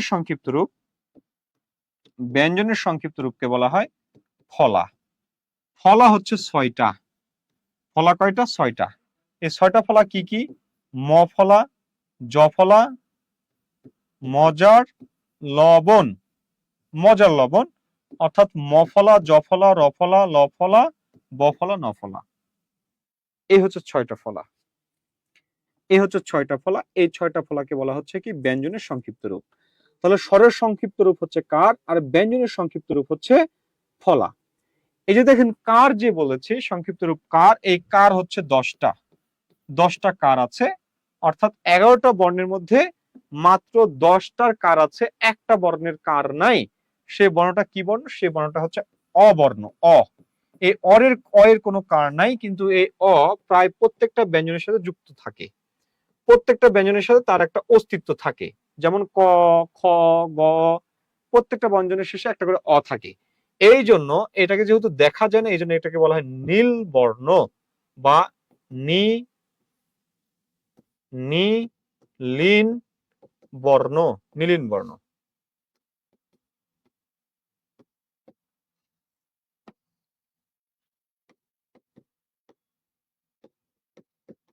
নীল বর্ণ বা নীলিন বর্ণ বলা হয়।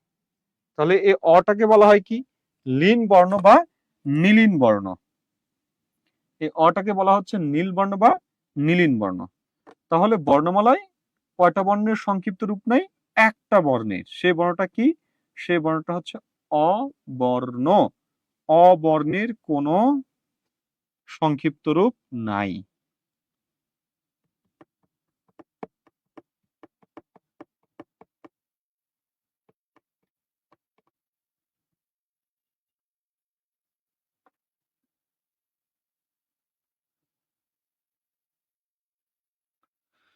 আশা করছি আপনারা এতটুকু সবাই বুঝেছেন বা লিখতে পেরেছেন।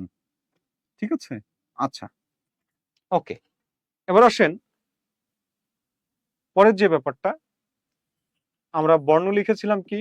অ লিখেছি, আ লিখেছি, রস্বই লিখেছি, দীর্ঘই লিখেছি, রস্বও লিখেছি, দীর্ঘও লিখেছি, রি লিখেছি, রি, এ লিখেছি, ওই লিখেছি, ও লিখেছি, ও লিখেছি। বর্ণ লিখেছি কয়টা? 11টা। এই 11টা বর্ণকে আমরা এখন 3টা দৃষ্টিকোণ থেকে দেখব। একটা হচ্ছে মাত্রা, মাত্রা, আরেকটা হচ্ছে উচ্চারণ, উচ্চারণ, আরেকটা হচ্ছে গঠন। মাত্রা, উচ্চারণ, গঠন। দেখেন মাত্রাটা যদি দেখি তাহলে মাত্রাটা কি জিনিস? মাত্রা হচ্ছে কোনো বর্ণের উপরে কষি চিহ্ন, এই চিহ্নটাকে মাত্রা বলে। যেমন আপনি ক যখন লিখছেন এরকম দিচ্ছেন, আপনি খ যখন লিখছেন এরকম দিচ্ছেন, আপনি উ যখন লিখছেন তখন কিন্তু মাত্রা দিচ্ছেনই না। অর্থাৎ এই যে বর্ণের উপরে যে টান দেওয়া, এই টানটাকে বলা হচ্ছে মাত্রা। কখনো কোনো বর্ণের উপরে আপনি পুরোটা জুড়ে মাত্রা দেন, কখনো সামান্য দেন, কখনো দেনই না। এই যে 3টা ধরন, এই 3টা ধরনের দিক থেকে মাত্রাকে 3টা ভাগে ভাগ করা হয়েছে। একটা হচ্ছে পূর্ণ মাত্রা, পূর্ণমাত্রা, আরেকটা হচ্ছে অর্ধমাত্রা, অর্ধমাত্রা, আরেকটা হচ্ছে মাত্রাহীন, মাত্রাহীন। তাহলে লক্ষ্য করেন এখানে আমি 3টা ক্যাটাগরিতে সাজিয়েছি। এখন দেখেন তো এই যে পূর্ণমাত্রা, অর্ধমাত্রা, মাত্রাহীন এগুলো কোন কোন বর্ণের আছে? স্বরেরও আছে, ব্যঞ্জনেরও আছে। তাহলে আমি একটা কাজ করব, কি কাজ? আমি স্বরেরটা দেখব প্লাস ব্যঞ্জনেরটাও দেখব আর মোট লিখবো। ওকে, তাহলে আমি যদি স্বরবর্ণেরটা দেখি তাহলে দেখেন এই যে স্বরেও স্বরের উপরে মাত্রা আছে, আয়ের উপরে মাত্রা আছে, রস্যের উপরে আছে, দীর্ঘের উপরে আছে, রস্য আছে, দীর্ঘ। এই প্রত্যেকটা প্রথম যে 6টা বর্ণ আছে এই প্রথম 6টা বর্ণের উপরেই মাত্রা আছে। যেহেতু প্রথম 6টা বর্ণের উপরে মাত্রা আছে এই জন্য আমি প্রথম 6টাকে বলবো পূর্ণ মাত্রা। কি মাত্রা? পূর্ণ মাত্রা। এই 6টা বর্ণ পার হওয়ার পরে যে বর্ণটা দেখতে পাচ্ছি এই বর্ণটা হচ্ছে রি বর্ণ। এটা হচ্ছে 7 নম্বর বর্ণ। কত নম্বর বর্ণ? 7 নম্বর বর্ণ। একটাই বর্ণ, দেখবেন যে এই রকম আছে, অর্থাৎ এটাতে সামান্য একটু মাত্রা আছে, এই জন্য এটাকে বলছি অর্ধমাত্রা। কিন্তু আমাদের বাংলা যে অভিধান আছে বা ঈশ্বরচন্দ্র বিদ্যাসাগরের যে বর্ণ পরিচয় আছে সেখানে কিন্তু এই রি কে মাত্রাহীন ভাবে দেখানো হয়েছে। রি কে হচ্ছে মাত্রা, মানে এরকম কোনো মাত্রা টাত্রা নাই, রি কে মাত্রাহীন ভাবে দেখানো হয়েছে, মাত্রাহীন, মানে কোনো মাত্রা নাই রিতে। কিন্তু আমাদের যেহেতু চাকরি পরীক্ষাতে এটাকে অর্ধমাত্রা হিসেবে কাউন্ট করা হয়, সুতরাং আমরা এটাকে অর্ধমাত্রার দৃষ্টিকোণ থেকেই দেখব। আচ্ছা, তাহলে যেটা কথা বলছিলাম যে প্রথম 6টা হচ্ছে পূর্ণমাত্রা, 7 নম্বরটা হচ্ছে অর্ধমাত্রা। সেটা কি? সেটা হচ্ছে রি। কয়টা বর্ণ? একটাই বর্ণ, একটাই বর্ণ। তাহলে আমি এখানে অর্ধমাত্রা নিচ্ছি কয়টা? একটা। আর মাত্রাহীন কয়টা? মাত্রাহীন হচ্ছে শেষের 4টা। এই যে 4টা হচ্ছে মাত্রাহীন। তাহলে শেষের 4টা কি? শেষের 4টা হচ্ছে মাত্রাহীন বর্ণ। তাহলে আমরা স্বরবর্ণের ক্ষেত্রে অর্ধমাত্রা, পূর্ণমাত্রা, মাত্রাহীন যে কয়েকটা আমরা বর্ণ পাইলাম, এই কয়েকটা হচ্ছে কি? এই কয়েকটা হচ্ছে পূর্ণমাত্রা, অর্ধমাত্রা, মাত্রাহীন। পূর্ণমাত্রা বর্ণ হচ্ছে 6টা, অর্ধমাত্রার একটা, আর মাত্রাহীন হচ্ছে 4টা। এই হচ্ছে মোট 10টা বর্ণ। এই যে ব্যঞ্জনের যে 10টা বর্ণের কথা বলছি, এই 10টা বর্ণ দিয়ে আমরা, সরি, স্বরের যে 10টা বর্ণের কথা বলছি, এই 10টা বর্ণ দিয়ে আমরা ব্যঞ্জনের 39টা বর্ণ আমরা মনে রাখবো। কিভাবে দেখেন, লক্ষ্য করেন এই যে পূর্ণমাত্রার স্বর কয়টা? পূর্ণমাত্রার স্বর হচ্ছে 6টা, আমরা ব্যঞ্জনও লিখবো 6টা, কিন্তু ব্যঞ্জনের তো বর্ণ বেশি, 6টা তো হওয়া যায় না। যেহেতু 6টা হয় না, এই জন্য আমরা এই 6-এর পূর্বে জাস্ট 2 বসাবো। তাহলে স্বরটা হচ্ছে 6টা, ব্যঞ্জনও 6টা, জাস্ট 2 বসাবো সামনে। তাহলে 6 আর সামনে 2 আসলে কত হচ্ছে? 26। তাহলে ব্যঞ্জনের ক্ষেত্রে 26, স্বরের ক্ষেত্রে 6টা। ওকে, ফাইন। এরপরে দেখেন অর্ধমাত্রার ক্ষেত্রে আমরা দেখব কি? অর্ধমাত্রার বর্ণ স্বরবর্ণ কয়টা? একটা। কোনটা? রি। কত নম্বর? 7 নম্বর। আমরা 7টা লিখব অর্ধমাত্রার ব্যঞ্জন। তাহলে অর্ধমাত্রার ব্যঞ্জন কয়টা? অর্ধমাত্রার ব্যঞ্জন হলো মাত্র 7টা বর্ণ। এরপরে যদি মাত্রাহীন বর্ণের দিকে তাকাই, তাহলে মাত্রাহীন বর্ণের ক্ষেত্রে আমরা একটা কাজ করব। আমরা এই যে পূর্ণমাত্রার ক্ষেত্রে করেছিলাম কি? 6 লিখেছি, 6-এর পূর্বে 2 লিখেছি, 26 করেছি। আর মাত্রাহীনের ক্ষেত্রে আমরা একটা কাজ করব, স্বরে কয়টা আছে? স্বরে আছে 4টা। এই 4-এর সাথে এবার আমরা 2 না যুক্ত করে, মানে 2 আগে না বসায় 2 এবার আমরা যোগ করব। 2 যদি যোগ করি, 4 আর 2 কত? 6। তাহলে 6টা হচ্ছে মাত্রাহীন। তাহলে পূর্ণ মাত্রার 6 26, অর্ধমাত্রার 1টা এবং 7 নম্বর, ব্যঞ্জন হচ্ছে 7টা, আর মাত্রাহীন হচ্ছে শেষের 4টা, এখানে হচ্ছে 6টা। এই মোট হচ্ছে বর্ণ। 6 আর 26 যদি আমরা যোগ করি হবে 32, 7 আর 1 যোগ করি 8, 6 আর 4 যদি যোগ করি হবে 10। তাহলে আপনি 6, 1 আর 4 যোগ করলে 11 পাবেন, এখানে পাবেন 39, আর এখানে পাবেন 50। এই হচ্ছে মাত্রার দিক। এই হচ্ছে মাত্রার বিবেচনায় বর্ণগুলো, মাত্রার বিবেচনায় বর্ণগুলো।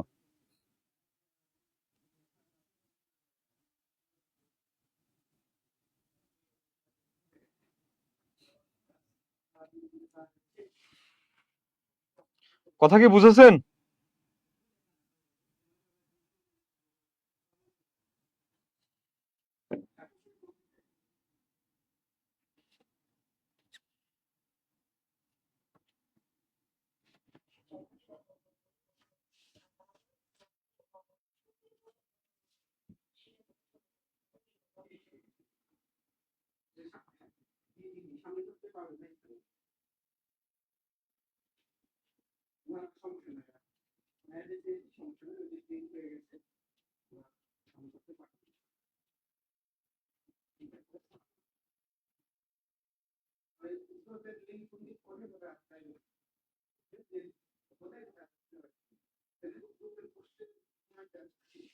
গুড, বুঝতে পেরেছেন, ধন্যবাদ।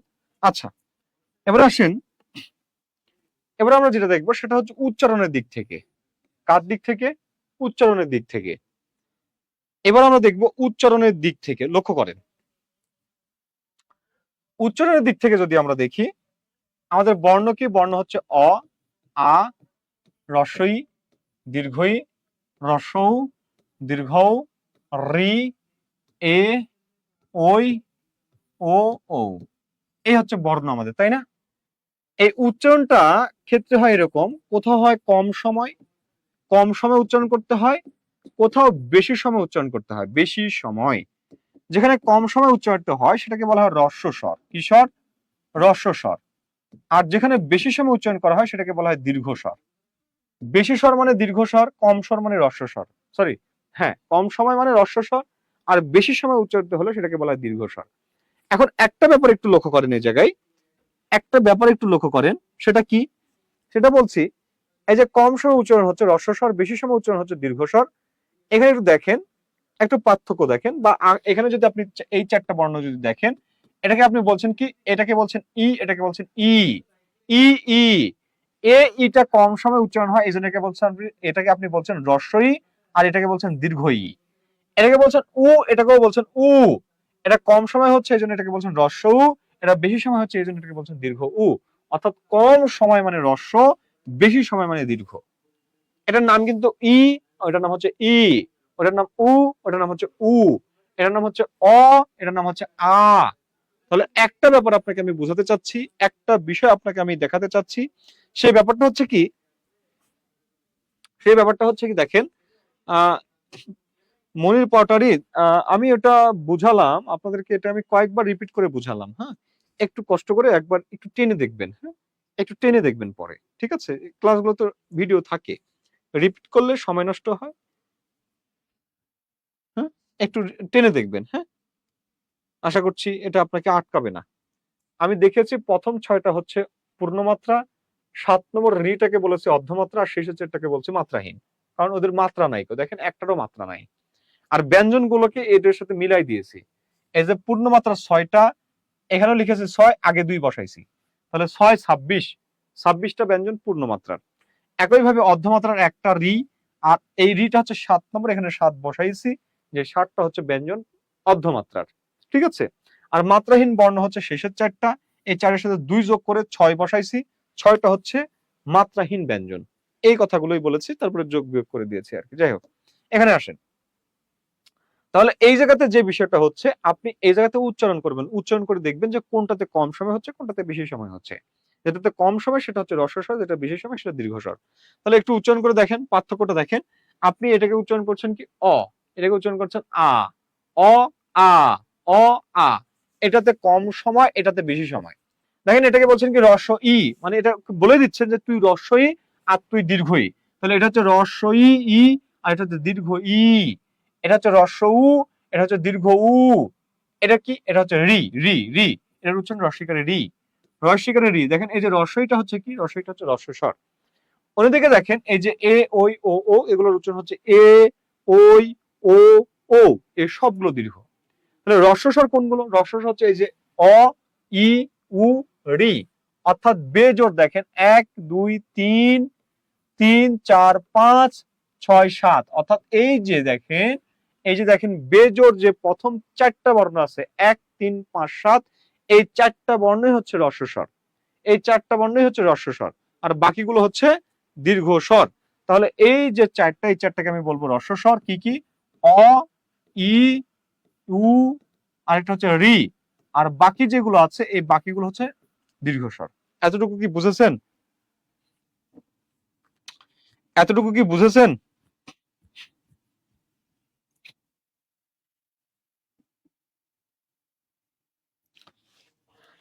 তাহলে আমি হ্রস্ব স্বর দীর্ঘ স্বরের ক্ষেত্রে কি বলবো?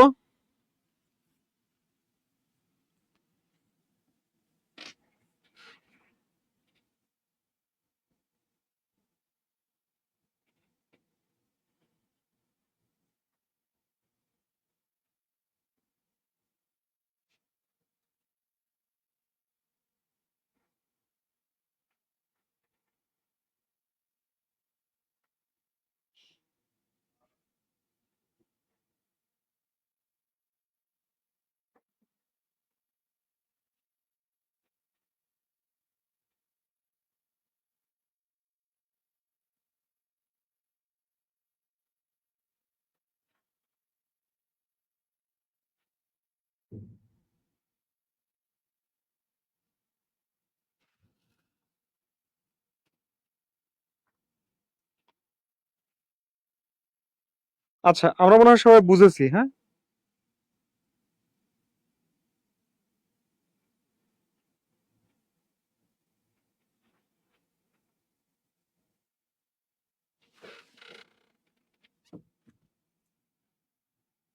আচ্ছা,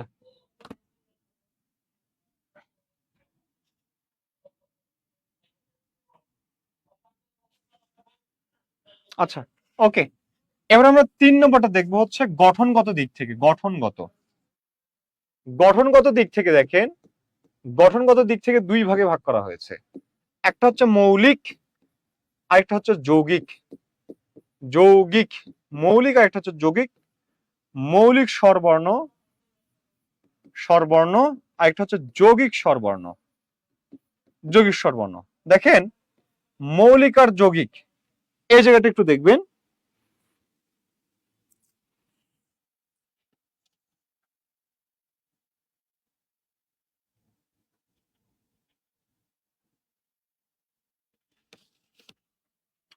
মৌলিক স্বরবর্ণ আর যৌগিক স্বরবর্ণ, এটা একটু দেখবেন। মৌলিক কি আর যৌগিক কি? দেখেন মৌলিক হচ্ছে একটাই থাকবে, আর যৌগিক হচ্ছে 2টা থাকবে। যৌগিক 2টা, আর মৌলিক হচ্ছে একটা। এখন এই জায়গাতে আমরা যে বর্ণগুলো দেখছি, দেখেন এখানে যে বর্ণগুলো দেখছি আমরা, এই বর্ণগুলোর মধ্যে মনে রাখবেন, দেখেন মনে রাখবেন, এই যে হ্রস্ব ই আর এই যে দীর্ঘ ই, এই দীর্ঘের উচ্চারণটা কি জানেন? এই দীর্ঘের উচ্চারণটা হচ্ছে যে হ্রস্ব ইটা আছে না, এই যে হ্রস্ব ই, এই হ্রস্ব ইটারে আপনি যতটুকু উচ্চারণ করেন এটাকে একটু বাড়ায় উচ্চারণ করবেন। মানে এই যে এ পর্যন্ত মনে করেন যে হ্রস্ব ই, এই যে হ্রস্ব ই, দেখেন এই পর্যন্ত ই, আরেকটু টানলেন, এই জন্য একটু বাঁকায়া দিলেন, একটু লেজ মানে জোড়ায়া দিলেন আর কি। এই যে ই, ই, আর এই ইটার একটু দীর্ঘ উচ্চারণ করছেন, ই, ই, অর্থাৎ এই যে বাড়িয়ে দিচ্ছেন, এই বাড়িয়ে দেওয়াটা হচ্ছে দীর্ঘ উচ্চারণ আর কি। তাহলে দেখেন এই যে আপনি মূলত উচ্চারণটা করছেন, কার উচ্চারণটা করছেন? হ্রস্বইর। এই হ্রস্বের উচ্চারণটা আপনি দীর্ঘ করতেছে, এটা নিচ্ছেন। অর্থাৎ এই জায়গাতে মূল স্বর হচ্ছে এটা, মূল স্বর এইটা, মূল স্বর এইটা না, এই জন্য এই দীর্ঘ এটারে আমরা বাদ দেব। একইভাবে দেখেন এই যে এটাকে আপনি বলছেন কি উ, উ বলছেন, আর এটাকে বলছেন কি, এটাকে বলছেন উ, অর্থাৎ এটাকে আপনি যতটুকু উচ্চারণ করছেন একটু বেশি উচ্চারণ করছেন এটা। অর্থাৎ এই যে এতটুকু পর্যন্ত উ, এই উটাকে যখন আরেকটু উচ্চারণ করছেন উ, তখন এর সাথে একটু নেজ জুড়িয়ে দিচ্ছেন আর কি, এই আর কি, আর কিছুই না। দেখেন এই জায়গাতে মূল স্বর কোনটা? মূল স্বর হচ্ছে এইটা, এইটা হচ্ছে এটা দীর্ঘরূপ, অর্থাৎ এইটাকে আমরা নিব না। তাহলে আমরা এই জায়গাতে বাদ দিচ্ছি কাকে? এই দীর্ঘ ই কে বাদ দিচ্ছি আর দীর্ঘ উ কে বাদ দিচ্ছি। এরপরে আরেকটা ব্যাপার দেখেন, এই যে রি, এই রিটাকে যদি আপনি দেখেন, রি, এই রিটাকে যদি আপনি উচ্চারণ লিখেন তাহলে রস্বইকারে রি। তাহলে দেখেন তো এখানে কি আছে? এখানে আছে র আর রস্বই। দেখেন তো দুইটা কি স্বরধ্বনি? দুইটা কি স্বরধ্বনি? এই দুটো কিন্তু স্বরধ্বনি না।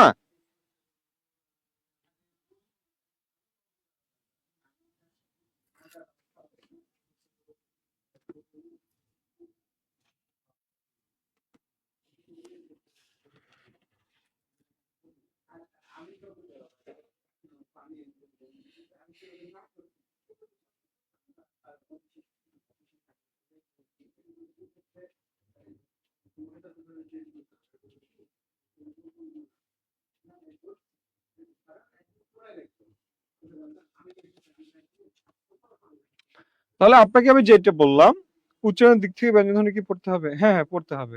আমি তো ব্যঞ্জনধ্বনিতে এখনো আসি নাই।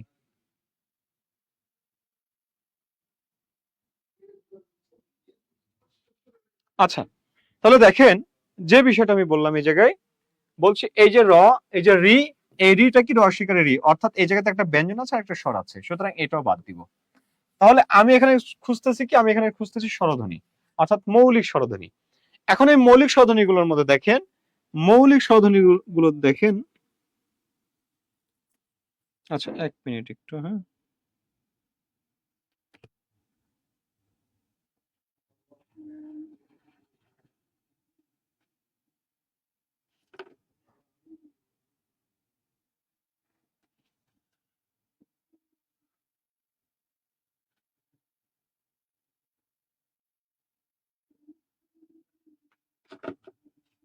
ওকে,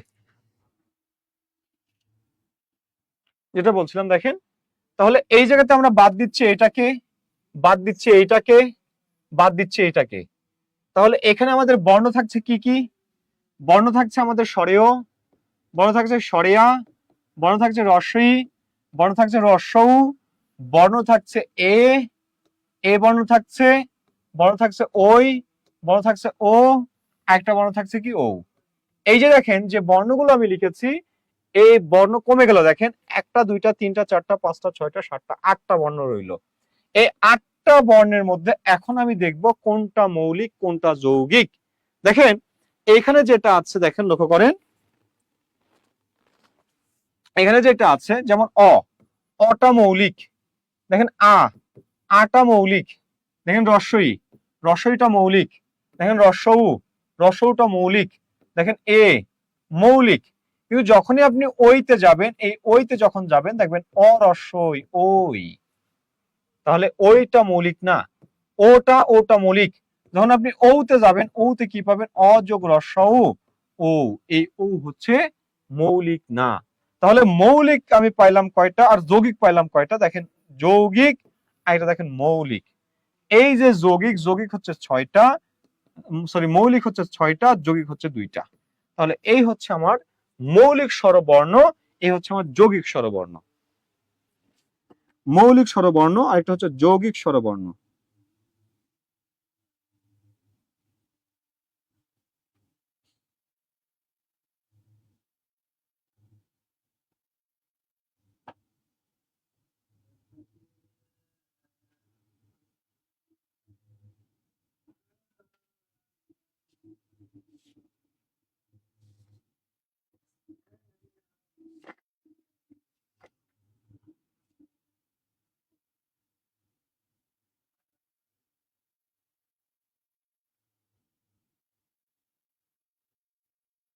কথা কি বুঝলেন?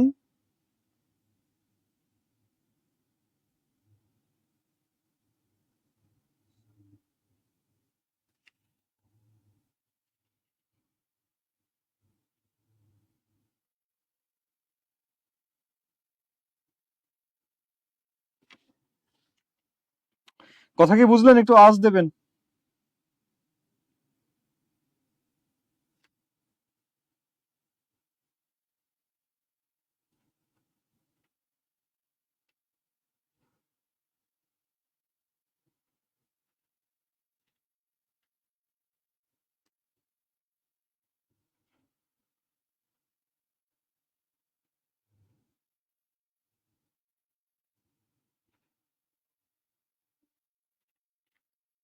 ওকে, এতটুকু বুঝেছেন কিনা এটা বলেন।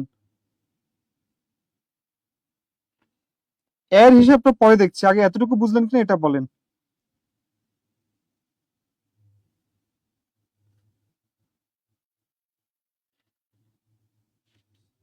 ওকে, তাহলে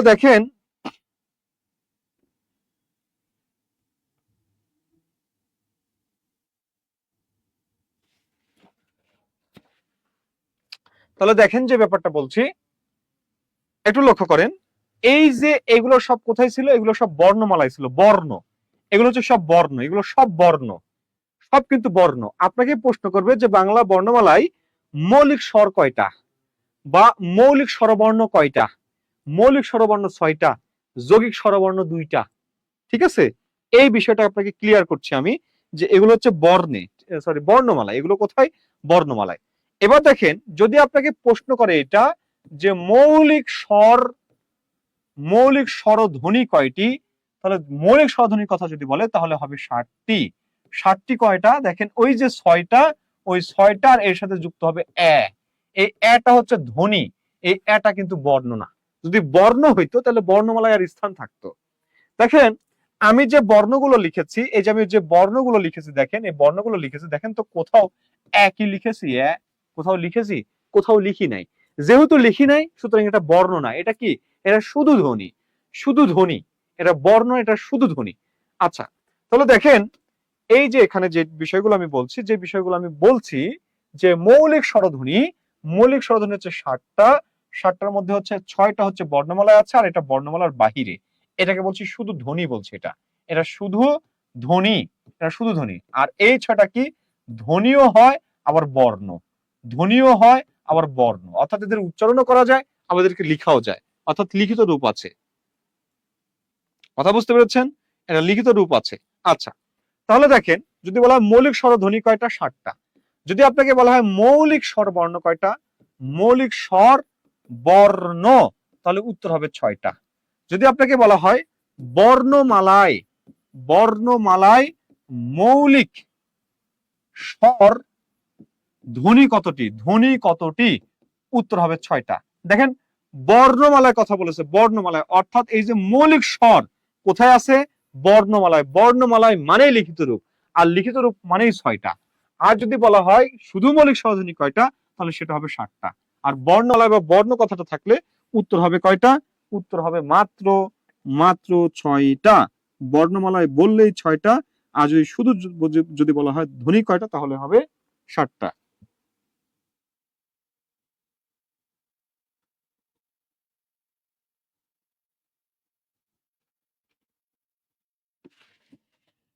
আমার মনে হয় বুঝেছি এতটুকু। আচ্ছা, এবার আমি আরেকটি তথ্য লিখবো, দেখেন এটা হচ্ছে মৌলিক স্বরধ্বনি গেল।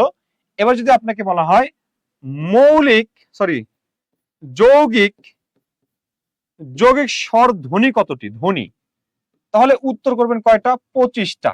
উত্তর কয়টা, 25টা।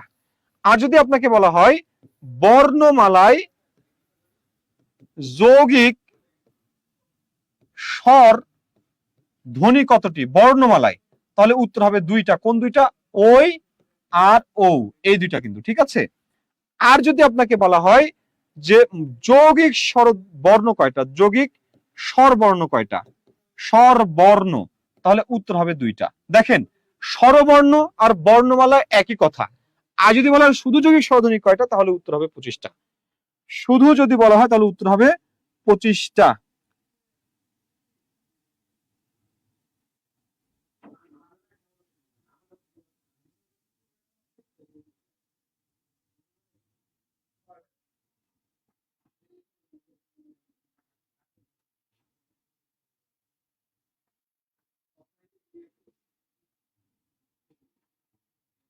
কথা বলছেন, এতটুকু একটু নোট করবেন,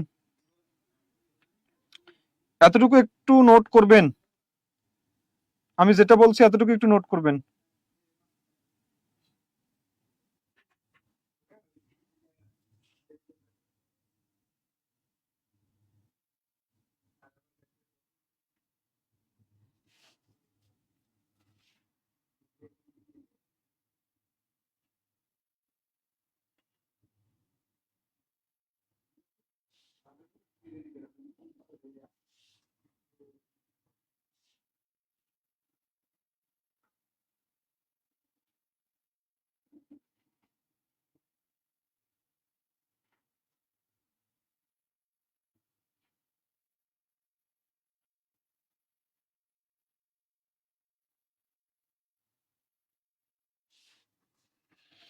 ওকে, ডান।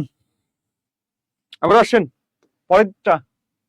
দেখেন যৌগিক স্বরধ্বনি কেন বলছি, যৌগিক স্বর কেন বলছি, তাই না? যৌগিক স্বর হচ্ছে পাশাপাশি পাশাপাশি দুইটা স্বর উচ্চারিত হয়, উচ্চারিত হয়। দেখেন এই যে আপনি বলছেন কি ওই, এই ওইটা কি অযোগ রস্বই, দেখেন অ আর রস্বই একসাথে উচ্চারণ হচ্ছে ওই ওই। যেমন দেখেন আমি একটা শব্দ লিখছি মই, এই মই শব্দটার দিকে তাকান, এই মই শব্দে কি আছে, ম আছে, ময়ের সাথে অ আছে, আর যে রস্বই, দেখেন যে কোনো ব্যঞ্জনের সাথে একটা করে অ থাকে। তাহলে এই যে এই জায়গাতে দেখেন এই ময়ের সাথে কি আছে, অ আছে, আর এই যে রস্বই ওই, মই মই মই, দেখেন মই ম অ আর রস্বই মই, দেখেন দুইটা স্বর পাশাপাশি যুক্ত হয়েছে এবং একসাথে উচ্চারণ হচ্ছে। যখন দুইটা স্বর পাশাপাশি যুক্ত হয় এবং একসাথে উচ্চারিত হয় তখন সেটাকে বলা হয় যৌগিক স্বর। অর্থাৎ এই মই শব্দের মধ্যে যৌগিক স্বর আছে। বা যেমন দেখেন আমি একটা শব্দ লিখছি, আরেকটা শব্দ লিখছি, যেমন লাউ, লাউ, এই লাউ শব্দের দিকে তাকান, ল আছে, আ আছে, রস্বও আছে। দেখেন এই যে লয়ের পরে আ, আর পরে রস্ব, এই দুইটা পাশাপাশি বসেছে এবং একসাথে উচ্চারণ হচ্ছে আউ আউ আউ। কথা বুঝেছেন? আউ। অর্থাৎ এটা হচ্ছে কি, এটা হচ্ছে যৌগিক স্বর। এটা কি যৌগিক স্বর?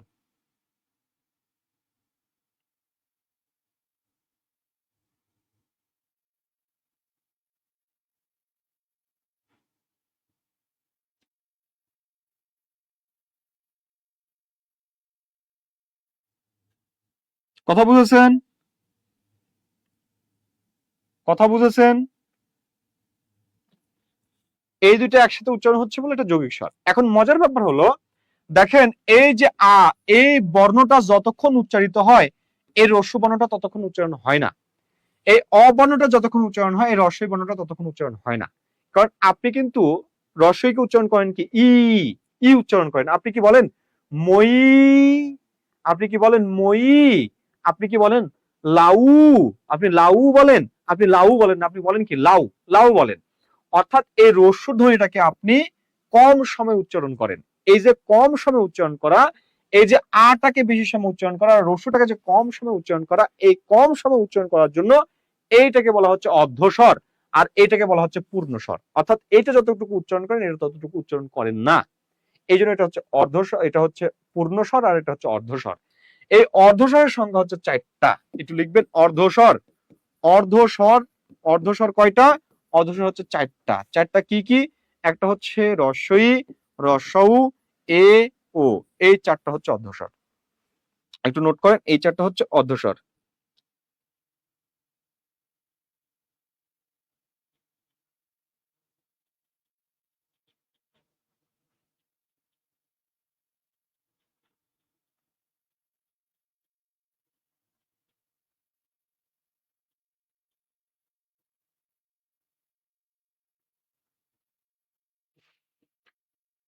এই রস্বইটাকে বলা হচ্ছে অর্ধস্বর।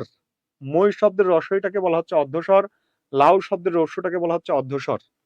কথা বুঝেছেন? অর্ধস্বরের সংখ্যা হচ্ছে 4টা। এই যে দেখেন রস্বই, রস্যু, এ, ও, এগুলো হচ্ছে সব অর্ধস্বর। তাহলে অর্ধস্বরের সংখ্যা কতটি? অর্ধস্বরের সংখ্যা 4টি। একটু দ্রুত লিখবেন, আমরা শেষ করব।